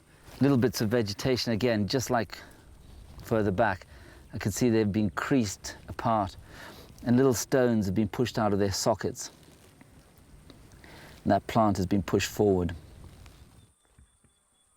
I'm still on the trail, but when I come to what seems like a dead end, I find something I've never seen an elephant do before. Look at this. This elephant has come along here and it's climbed up through here, put 1 foot there, 1 foot there, and gone all the way through this gully. That's pretty impressive. I didn't count on having to track elephant over rock. It's difficult, but it won't stop me. And then, look at that. It stood on a rock. The stone has been pushed into the soft sand, and there's a scar here where a piece of granite has been pushed back by its foot as it gets traction. I think I've picked up the trail again. And then I find out for sure. I just can't tell you, when I come across a confirmed, identifiable signature track of an elephant, having come across rock, how good it makes me feel. So I've joined up the dot to dot where it came in, over the rocks. We've got tracks coming out here which are fresh, so we're bang on again. And as the terrain changes back to softer ground, I find even more evidence of elephant. Look at this. You can see where the elephant put his trunk down and laid it down on the ground. The trunk would have fitted perfectly into here. Relaxed a bit, ridges here, and moved it around. It's the first time I've ever seen that. I'm getting closer, but I'm coming across lots of tracks in the area. There's so many around, I'm getting confused. All I need is a sign that one of these is the most recent. Look at that, they made a mistake. Bingo for Max. They broke a tree off, branch off, from a tree a little bit further up, and they plonked it in their tracks. So, ooh, it's wet, and it smells just like the toothbrush I had the other day. A little bit oily, but that is so fresh. Oh, look. See, even got a little bit, tiny bit of hair. This means I'm hot on their trail. There's no getting away this time. And look at that. Right on a track that's fresh. No other animals on them, no birds, nothing. Sorry, Ellies, there's no getting off the hook this time. I'm hot on the trail of the desert elephant. I've been tracking for 2 days, and I'm certain they're not far away. Okay, I know I'm close because these elephants rested up. The tracks are fresh. There's dust storms, but I know I'm close. I've got to go into this bush now. It's going to be fast.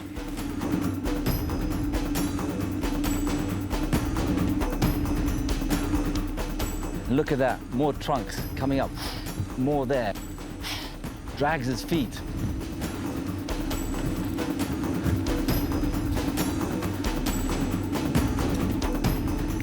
This Ellie is not far away. Definitely, I can't miss it this time. The trail leads me onto an open plain. I'm exposed and vulnerable out here.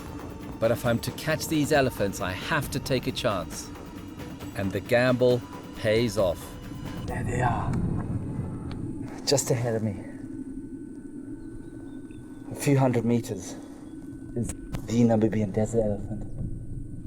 A childhood quest come true. I'm going to savor the moment.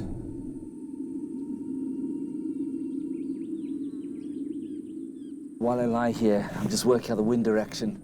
I'm thinking of all the things that Keith told me about. Because here we are, I'm right in the middle of this plain. Perfect lying country. And the evidence is close at hand. There's a dead zebra over there. It's a fresh kill in the middle of the plain. But I won't let this deter me.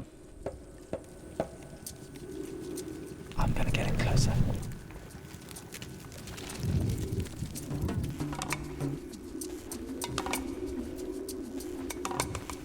The closer and closer I get to these elephants, I've got to be thinking about my cover for safety. What if they charge? Where am I going to go to? There's no big trees here. There's nothing to climb onto. So I'm going to go really carefully.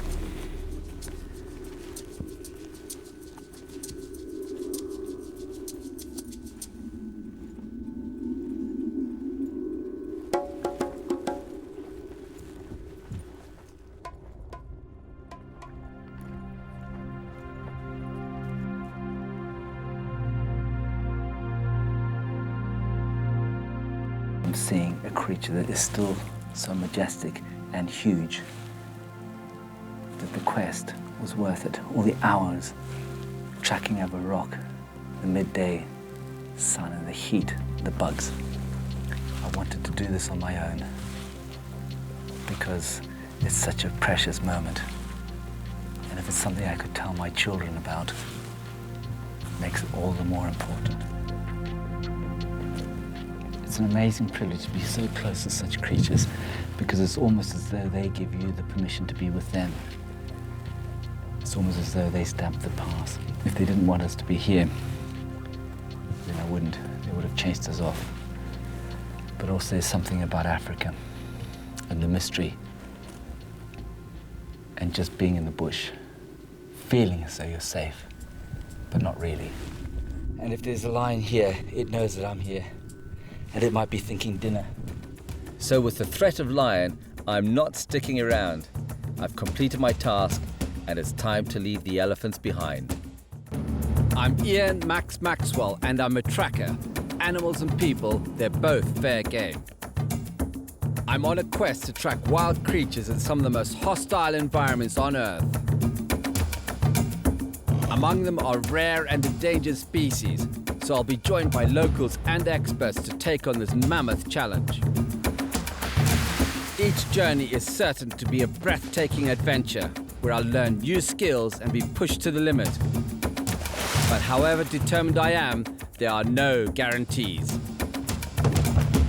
In this episode, I'll come under threat. Anything could happen between now and dawn. As I search for Nepal's mysterious Yeti.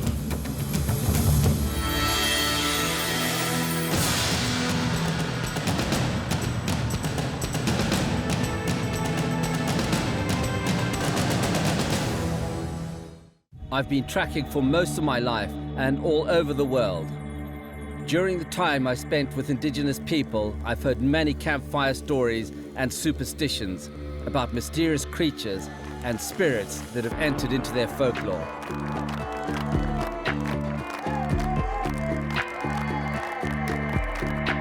And one such creature I've always been fascinated by is the Yeti.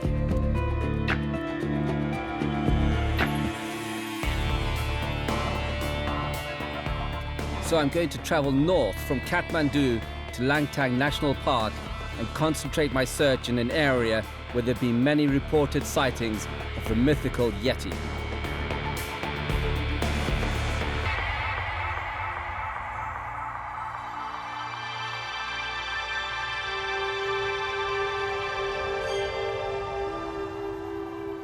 The Yeti first came to the attention of the West when mountaineers began climbing the world's highest peak, Mount Everest. New Zealander Sir Edmund Hillary and his Nepalese Sherpa Tenzing Norgay were the first men to reach the summit of Everest in 1953, but they also had a role to play in bringing the Yeti myth to the Western world. I want to find out more, so I'm going to meet Ang, who's president of Kathmandu's Mountaineering Association. And my father is a good friend of Sir Edmund Hillary. And after Hillary decided to take the Yeti skull from Kumjung, from my village, my father was chosen by all the Sherpa people to take the Yeti skull to show to the world. I think this is in Paris. Your father looks a long way from home. Yes. When you're sitting around listening to your father tell you stories, what did he say? Actually, there are three kinds. Three kinds of Yetis? Yes. One is meaty, man-eater. Another is chuti, animal eater. And another one is Banjankri. Banjankri is a kind of witch doctor. I'm sure that you will meet at least one Yeti in the area. That's what I like that. I like the sound of that very much.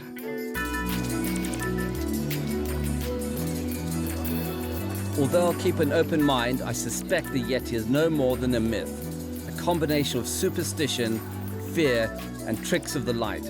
But above all, I believe that behind the Yeti stories is the misidentification of another animal. And for me, the prime candidate is the Asiatic black bear.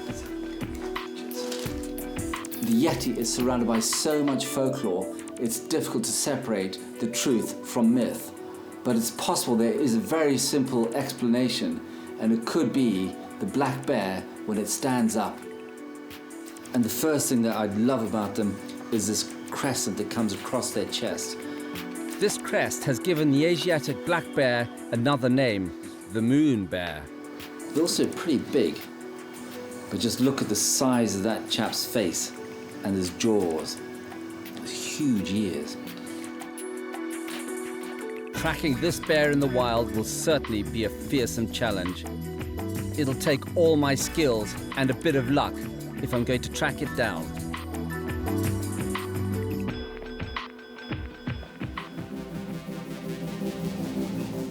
Before heading north from Kathmandu, there's time for some last-minute preparations.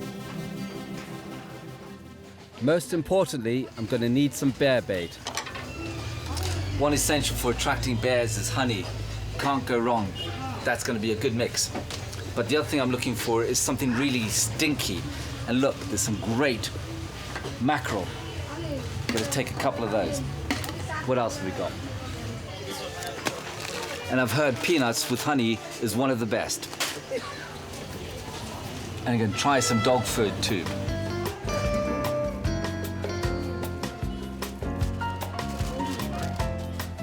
I'm now fully stocked up for my expedition. It's time for me to head off to Langtang National Park. With lead Sherpa, Wong Chu. Welcome, Nepal. Yeah, good to meet you. Bear expert Bhupendra and the rest of the expedition team. I've come to meet our bus, and I thought that was it.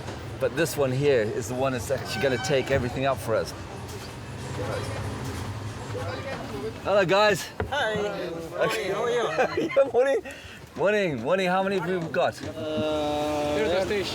23 One man, 23 Sherpas, one Yeti, and hopefully a bear.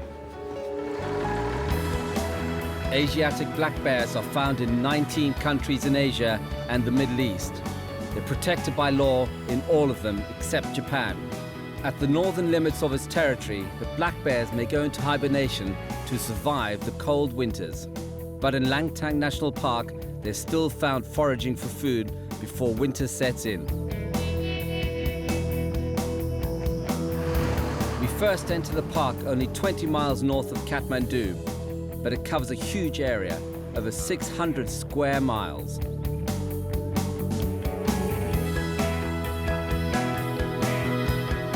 After 9 hours driving along winding mountain roads, we eventually arrive at Bimir. It's one of 45 villages in the park. Here, we're already at 5,000 feet above sea level.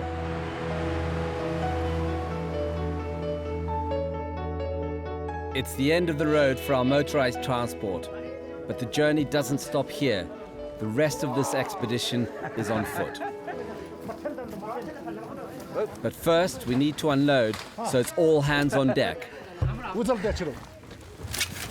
Ah, this is the chocolate bars, I hope. Okay.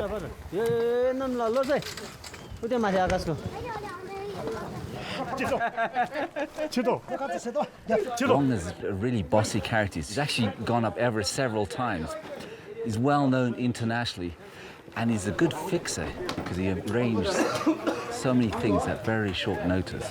He seems to have got everything done, but just listening to the way he talks to the guys, they've got loads of respect for him. Look at him, he's really bossy, isn't he? A real character.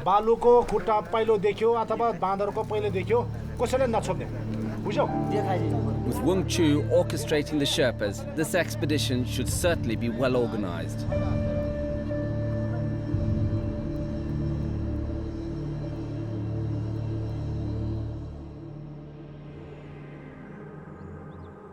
After a good night's rest, we'll need to make an early start if we're going to reach base camp in good time.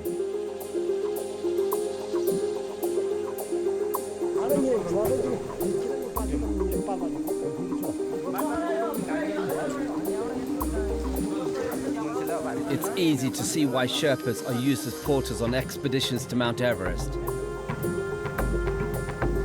They are elite mountaineers in their own right, and they're highly thought of as experts on the local terrain.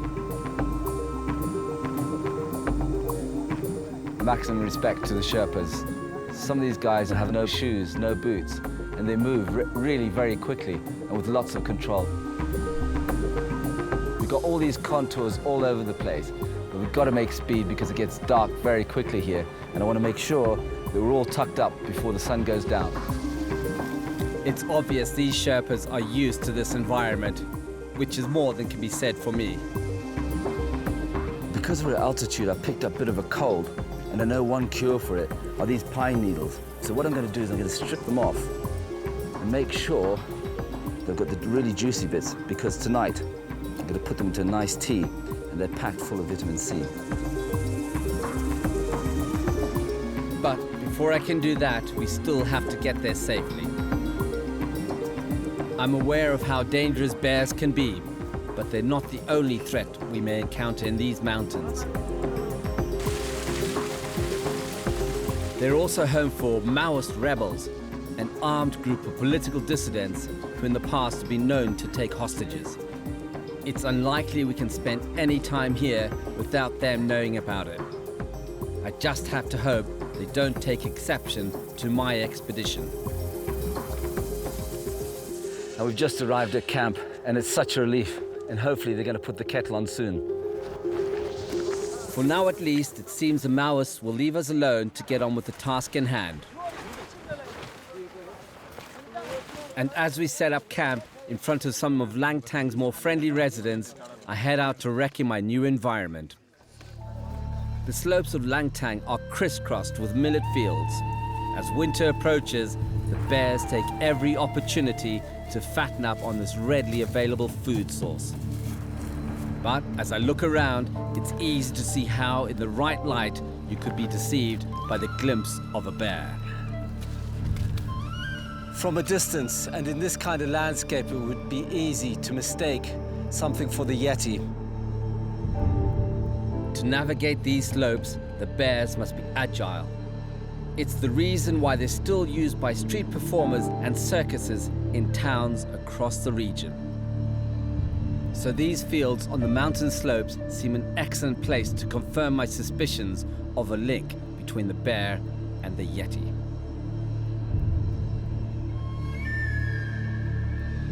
Once the Sherpas have finished setting up, I can finally make my cold remedy. One cure for cold is vitamin C, and these pine needles I picked earlier are brilliant. All I got to do is cut off the brown bits at the end because they're full of tannin and they'll make it taste very bitter. So get rid of those, turn it around, and then get rid of these browner bits on that end, straight through, and then cut straight down the middle.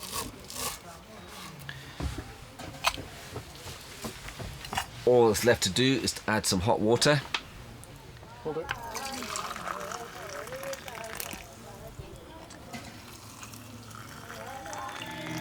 There we go. Do you want to stir yours? Okay. It's a clean knife. I haven't used it to cut a goat or anything like that. Okay. I've never done this thing before. You've never drunk it before. One thing I forgot to say, that it might be poisonous, I'm not sure. Maybe tomorrow morning. There's only one way of finding out. Tomorrow morning, both dead. Tomorrow morning.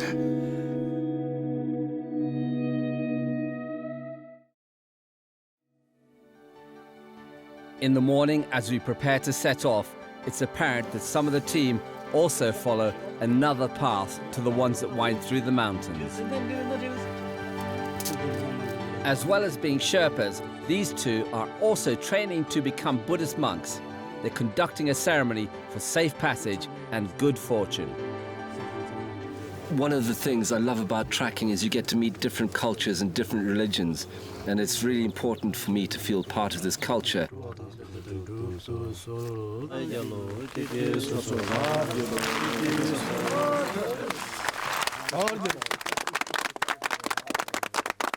Wong Chu just said to me while the ceremony was going on that the sun had suddenly cut through the smoke. That meant that the gods are happy.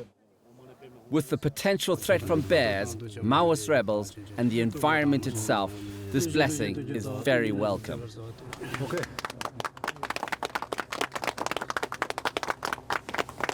From the depth of my heart, I feel very honored to be here. Thank you, Wong Chu. And thank you to these guys and to all the Sherpas. Thank you. We head off to the millet fields to begin my search for the bear tracks. But before I start, the people who work this land want me to learn more about life as a farmer.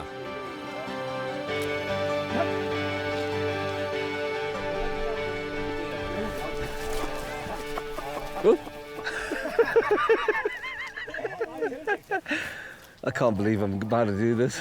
It looked really easy when the farm was on, but suddenly it started to look like a rodeo. Get to know loads of good things here.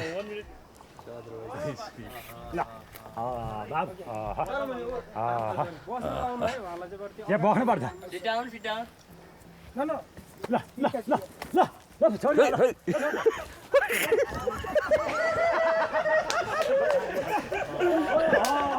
I think I did the accelerate pull. That was close.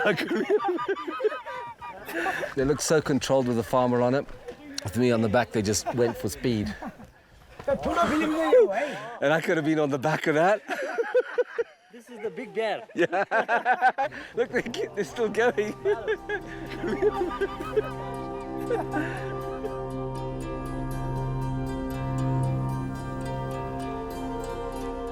This may be a good place to start my search, but there could be as few as 20 bears in the entire park. Any clues, however old, are vital to help me build up a picture of bear activity here. Boop, look what we got. Yes. Okay. Yes, this is a fresh scat. I think it's older than 1 day. Yes. Because if you look at that, tap it, Dry. it's very hard. Yeah. So what I want to do, I want to smell it. It smells of rotten apples. Is the nearest thing I can imagine that were just on the turn. Still pretty fresh, but I want to look inside the bear scat now to see if there's any beetles and get a closer idea of how old it is. And I can tell what it's been eating, because within that we can see bits of millet seed in here, but I can also see some grass or grains that are in there. So it's a well-fed bed. I know that for sure, and it's not far from camp, but it's not as fresh as I want. I want something which is still warm to feel. The scat is actually quite old, because you can see already inside that the ants have moved in to consume part of the scat. So just as I thought, I want something much fresher. So we're going to keep looking. My first evidence of bear in Nepal. It's not fresh, but it's still an important find. My suspicions have been proved correct. There are bears around here, and they're feeding off the millet in these fields.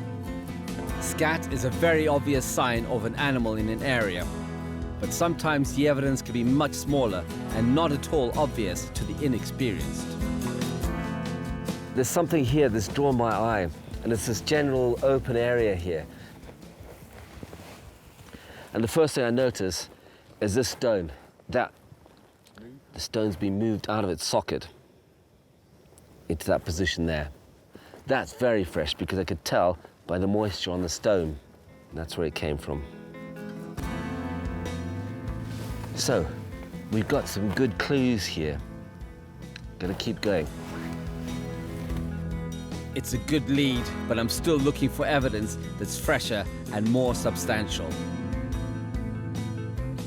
I've just seen something I'm really excited about. I've seen bears in Canada and their tracks, but this is such a hard place to find any tracks. This is a confirmation that I've got bear track here, and it's just given away by the most minute detail. The first thing I'm looking at is this leaf here. Now that leaf shouldn't be there, but also just look how green it is. Hasn't blackened off on the edges. I think this is fresh. This is red hot. Yes. This is within hours, I'd say within 12 hours, literally. I'm sort of looking for the end of that leaf to see where it came from, to see whether the bear was going up or whether in fact it was going down. Oh, that's a good sign. One of the leaves is turned upside down, so the green bit that absorbs light has been turned to the white bit that way. So now I know which way the bear is going.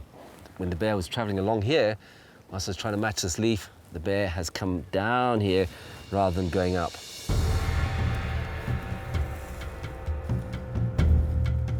So, finally, I'm on a fresh trail. But to follow this bear, I have to be aware of the smallest signs of disturbance. I always look for something off the ground called aerial spoor, and I've come across some millet here, which has been eaten by a bear. The bear would have gathered this up and bitten off like that, so we know we're following in the right direction. A good clue then, and it leads me to even stronger evidence that bears are in the area. This is really exciting because it's a bear's nest, and I've seen this before where they break off branches to protect themselves from falling over and rolling down. But the first thing I noticed about this area, there's lots of scat, and also know that the area is very well used. And what popped up into my mind straight away was that this was a nest used by a female and bringing her cubs up. One is because of the amount of scat that's here, but the fact it's so well used. Females generally start breeding when they're 4 or 5 years old, producing litters of 1 or 2 cubs. Although normally solitary animals, cubs will stay with their mother for 2 or 3 years before leaving her to fend for themselves. It is indeed very fresh because I've got this same old smell like rotten apples here. I'm just going to touch some of that scat, and that is very fresh indeed. That's just a matter of day or two old. But I'm looking specifically for something else in here. Yep, I've got some tweezers in here. Let's have a look with a magnifying glass first. Oh, definitely hair. Okay, good. Can you hold that a second, please? Over 1 second. And look at that. We got a black and white hair. The way to check to see if this is a piece of vegetable fiber or not, if I try and break that hair from a bear, it's not very easy. In fact, it's just not breaking at all. But if I try and break some vegetable fiber, like this piece here, it just snaps. That's the difference. Okay, gentlemen, that was a good find. Yeah. Let's go. Looks nice. Yeah. We've picked up a trail that takes us up another steep track through the forest. Then I discovered just what keeps these local guides going through this difficult terrain. The locals said to me he's found a very important plant, medicinal plant. And then I got to translate, he says, very, very important. It makes good wine.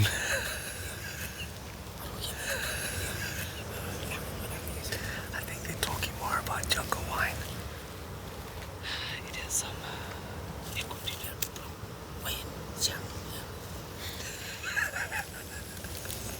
that great long conversation was about you take the leaves and the flour, you dry it up, then you mix it with millet, it makes really good wine. Learning about the local flora is certainly interesting, but if you look in the right places, it can also produce important clues that can help us in our search.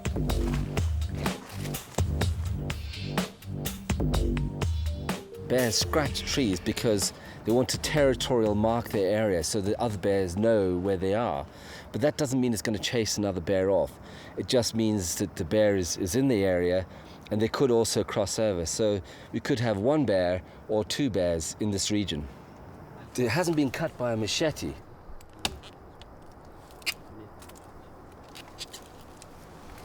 It's just got such clean edges compared to this, where the fibers being torn downwards like that. It's good evidence, but with each bear's territory between 6 and 15 square miles, these particular bears may no longer be in the area. To find out, we're going to use something that a bear should find irresistible. No, I'm not going to touch that. I know it doesn't smell too good. And Bhupendra thinks goat guts will do the trick. I put this bait on the tree. This gentleman has been very brave, actually cutting it, because it does smell like it's really rotten.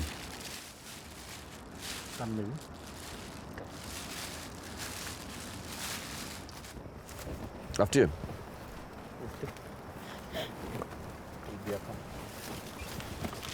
Some really good jobs going, but he's got the lucky one.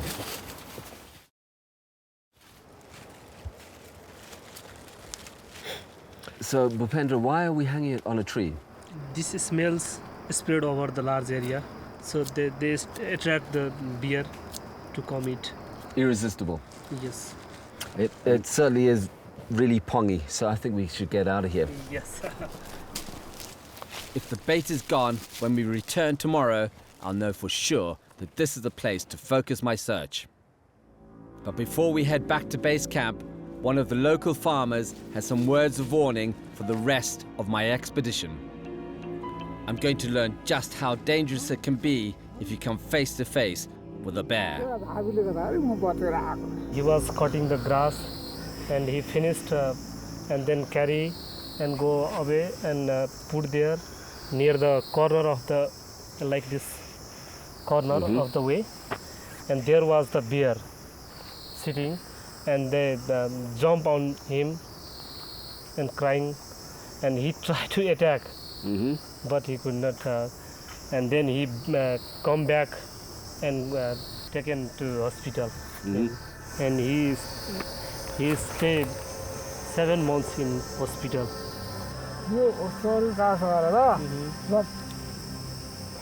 No biting. Yes. Claws. Claws. In one hit? Yes, one hit. One hit. Yeah. It's been a great honor to meet you. Seeing the damage a bear can do for the first time ever, I now realize just how dangerous it is tracking bears. Of course, I was aware of the dangers before starting out on this trip. But meeting a victim of a bear attack brings home how hazardous this expedition might be. But I'm no less determined to find a bear. So, at daybreak, Bhupendra and I head off to see if we were able to attract one with his goat bait.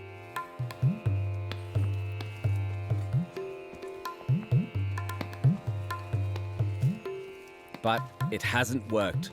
The bears we've been tracking have probably moved on, so we must do the same.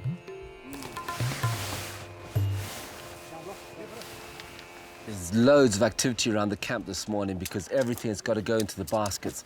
We've decided to move deeper into the jungle. Good news and bad news. Because we're closer to the bear means it's more dangerous at night. Moving in such large groups, it's unavoidable to pass through farms and villages unnoticed. I'm sure the Maoist rebels will soon find out we're here, if they haven't already. But there isn't much we can do except carry on as normal. And moving camp is an opportunity to see how tough the Sherpas are. Well, I've seen the porters carry this stuff over really tough terrain, and I wanted to feel what it was like. Thank you. Okay. Thank you.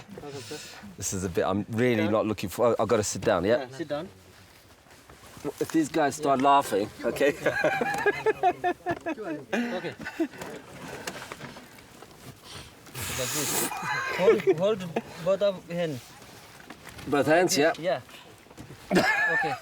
Okay. Okay. Up. Okay. Someone gonna lift me up. Okay. Edge. Okay. Okay. This is really uncomfortable. My neck is pushed forward, but I could see myself moving with a bit of rhythm here. That feels good.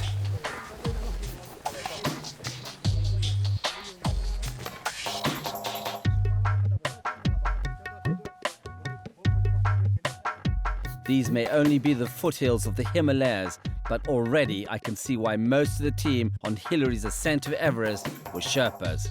It's something only these men could have undertaken. I've got a feeling if it slips, then I'm history. Tracking at altitude is tough. There is less oxygen and breathing can be difficult. This isn't a problem for the Sherpas.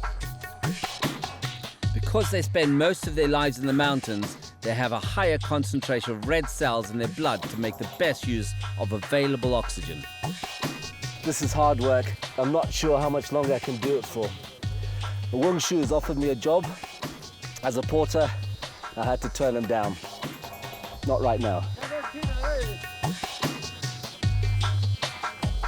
After just 30 minutes of carrying this load, I'm exhausted.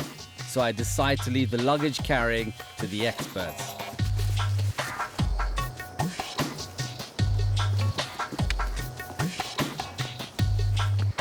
But the effects of trekking at altitude aren't just physical. There's been 2 Yeti sightings in this area, the Langtang Valley. I can see why it's easy to make a mistake at altitude, dehydrated, and sometimes fear can play tricks on the mind. If you're on your own and you maybe saw the Himalaya black bear, it's got a white crescent on its front, and a fleeting glimpse of something in the forest could easily be mistaken for the Yeti. By dusk, we eventually reach an ideal place to set up camp, deep inside the forest. This is our new camp. We moved into the jungle because it was going to be closer to where the bears are. These are our tents. Some of these have been used on Everest, and that's our latree, that's the loo. That's where you got to go to the loo. But this time we're covered with trees, and I'm heading up towards where our mess tent is. We've got no guns here to keep us safe from these bears, and obviously being closer, it's much more dangerous. And what happens is at night, we've got 2 Sherpas who look after us. They stay awake all night long. They're just organizing all the logistics.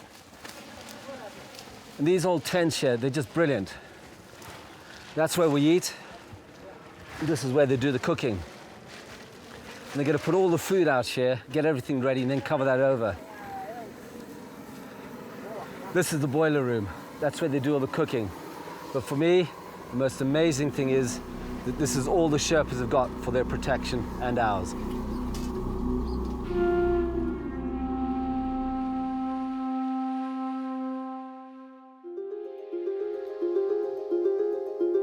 In the morning, I'm anxious to get on the trail of the bear again. But before I do, it's important I get a feel for this new environment. I'd always zone in before I go tracking. And a perfect place to do that is somewhere that you can imagine or picture the landscape around you. So I get to know what animals are in the area, maybe birds, maybe the movement of a bear, and the sound, the background sound. So it's got to be a very special place, which this is indeed.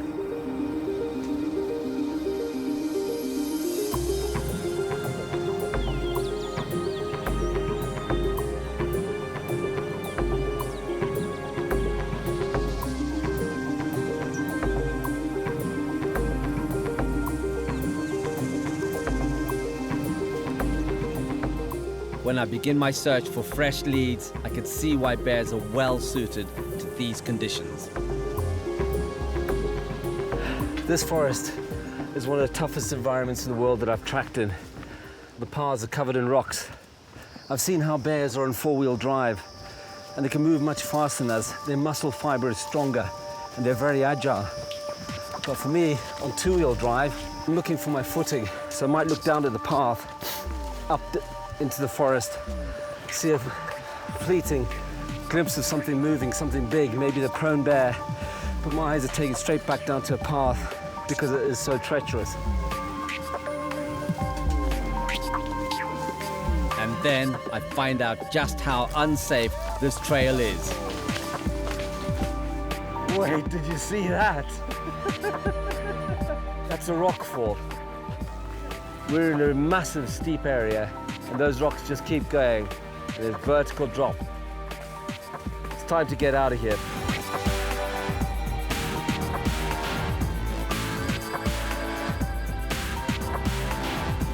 Despite the risks, we push on. I'm looking for any signs that can help me pick up on a new trail. One thing I can say for sure, The spider web has meant that nothing's come through here since at least 2 or 3 in the morning. I know for sure. There ain't no bear here. Bears commonly sleep during the day in nests or caves, but an abandoned forest house could make an ideal substitute. If there's a bear in there, I want to know about it before I go in.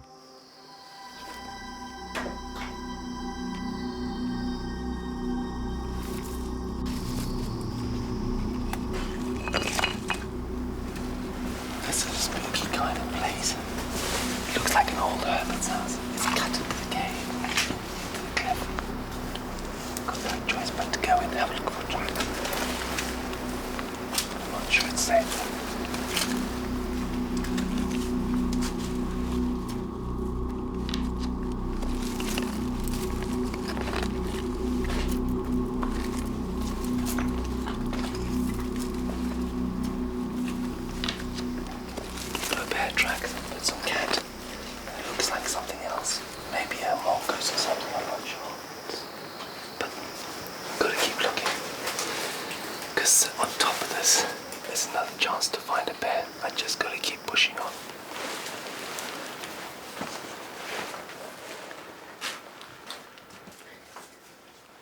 This old house hasn't been used as a hide by a bear, not at least for some time.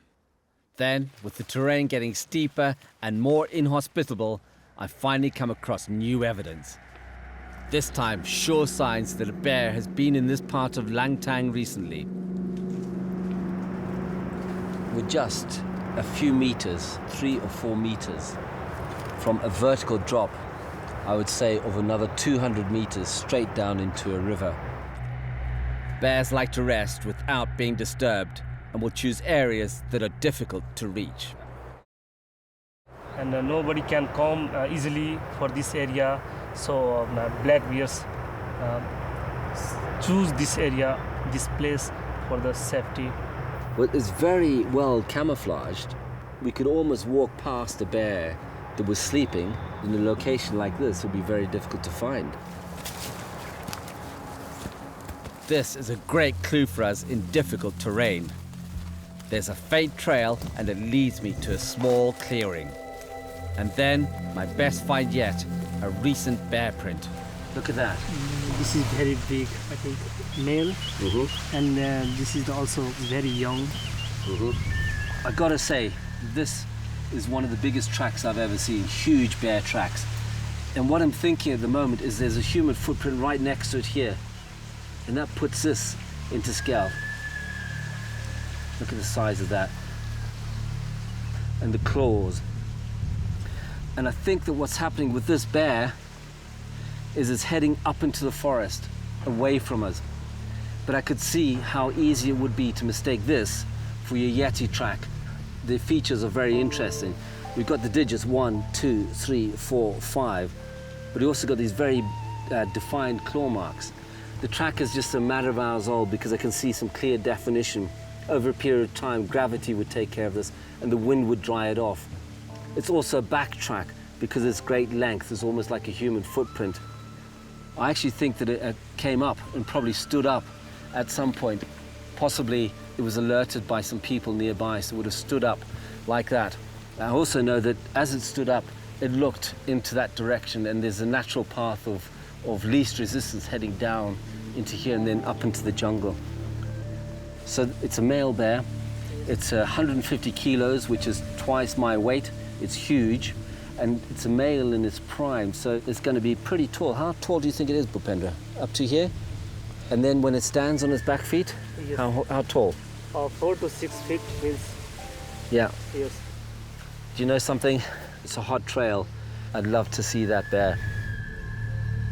So with this fresh print, it looks like the perfect place for me to set my bait.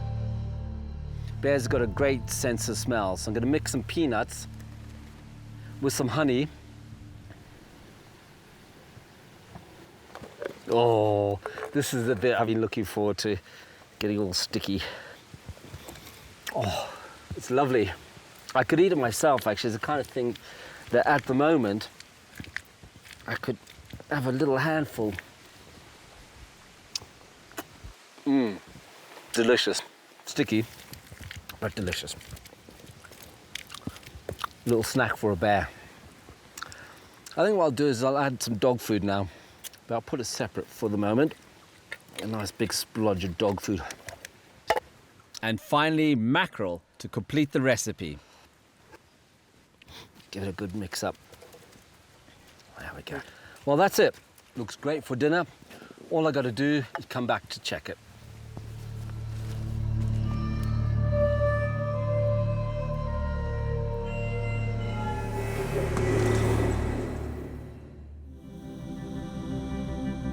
The next day, we return to see whether my concoction has been successful.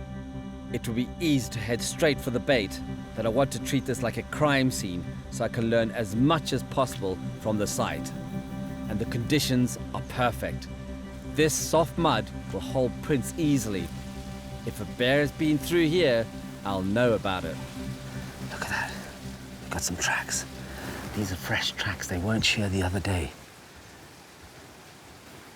The bear's gone that way. So that's his way out. Oh, this is even more interesting. That's my boot print. I can always tell it. It's got a star on the heel. People call me the Lone Star sometimes because of that. And look at it. The bear track is on top of my boot print. I'm holding myself back. I'm so excited about this. I want to get to the bait.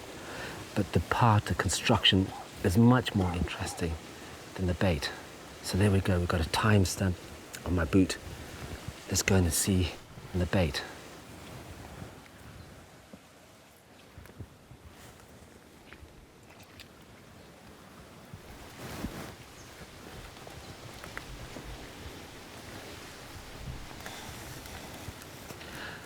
I put out loads of bait, honey peanuts. It's all gone, and I can just see how it's scraped. If you imagine I took my fingers and I went like that into my mouth, just gathered up all of it. This is really exciting. It's the first time I've tried this bait. People told me it would work for a bear, but I had no idea it would be so successful. This bait was taken sometime last night. Now I know from Bhupendra that the bears are most active. It's 1 to 3 o'clock in the morning. So the bear was up here following its nose. There we go, just a matter of hours old. Now I know what the bear is doing. I know where its nest is and where it sleeps at night. I know its corridor from that forest over there, up here, and to where we've baited up. For the first time, we've got the bear coming to us and not us after it. But then the mood quickly changes. Something has spooked the team. This is a very tense moment. I've noticed that these guys here in Nepal are very wary of the bear and they wanted to come in numbers. But this is the first time that they've gone pretty much silent and stopped speaking. They've all spread out. I don't know what's happening. I'm going to try and get some more information. They think they heard a bear close by. Maybe the one who just hours earlier gorged himself on my bait. We just heard a growl. At first, the bear was fairly distant because we could hear an echo, but now it's getting a lot closer. And I've just left the area where the bear was. But it can get dark about an hour, and it's too dangerous to be here. And I know one thing for sure, that the last time I heard that bear, it was heading in our direction. The next thing, it could pop up next to us. This bear is getting really close. You guys ready for this?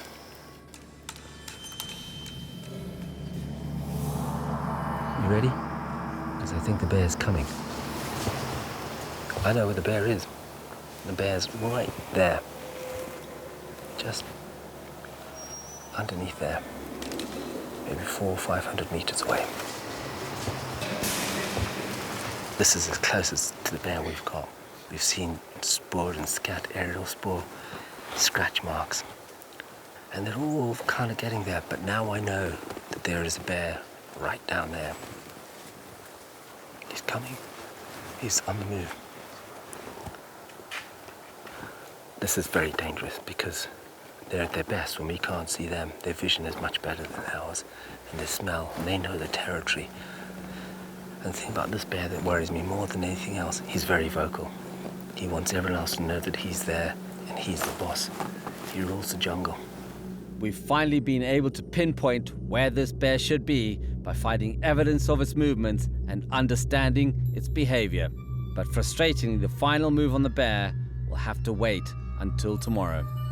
What I've learned since I've been in Nepal is that the sun sets, it's just like a blanket being pulled over and the curtains shut. This jungle is not a good place to be after dark, so I'm going to leave now. Pick up the trail tomorrow.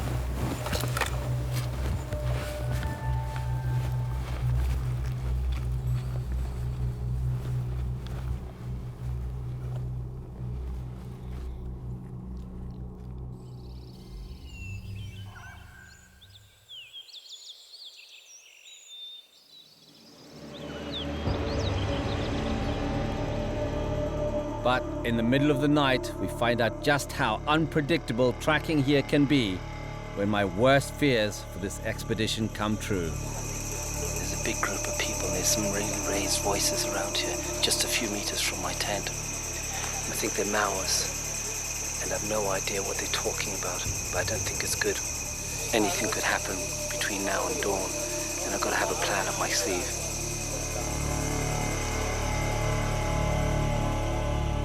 Despite being so close to finding the bear, these events have had a dramatic effect on the outcome of this expedition.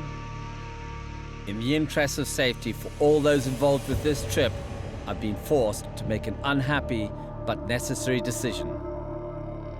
Last night in camp, something happened. Could see in the shadows and the darkness there was a meeting going on. The Maoists were having a discussion with Wung Chu, and things were very serious. And they've asked for Wung Chu and Bhupendra to go and meet with them this morning to negotiate further. But in the meantime, I feel vulnerable. I've been in this position before, and our liberty is at the hands of someone else. It's obvious the risks are just too great, so it's the end of the road for this expedition. We're on our way back to Kathmandu. The events over the last few days and nights meant that it was just too dangerous to stay in camp. I felt under threat, and I put in lots of effort to find the bear, up and down all over the place. And I feel robbed of a victory on this one, because who knows what we would have found. I'm leaving Langtang behind to those who live there, the Maois, the Asiatic black bear, and maybe even the Yeti. But my time there has not been wasted. This experience has shown me that bears, as well as exhaustion, difficult conditions, tricks of the light, and even fear of the unknown may all have had a part to play in the Yeti myth. But maybe, after all, the Yeti is best kept as a myth, a secretive figure lurking in the shadows and hidden from prying eyes.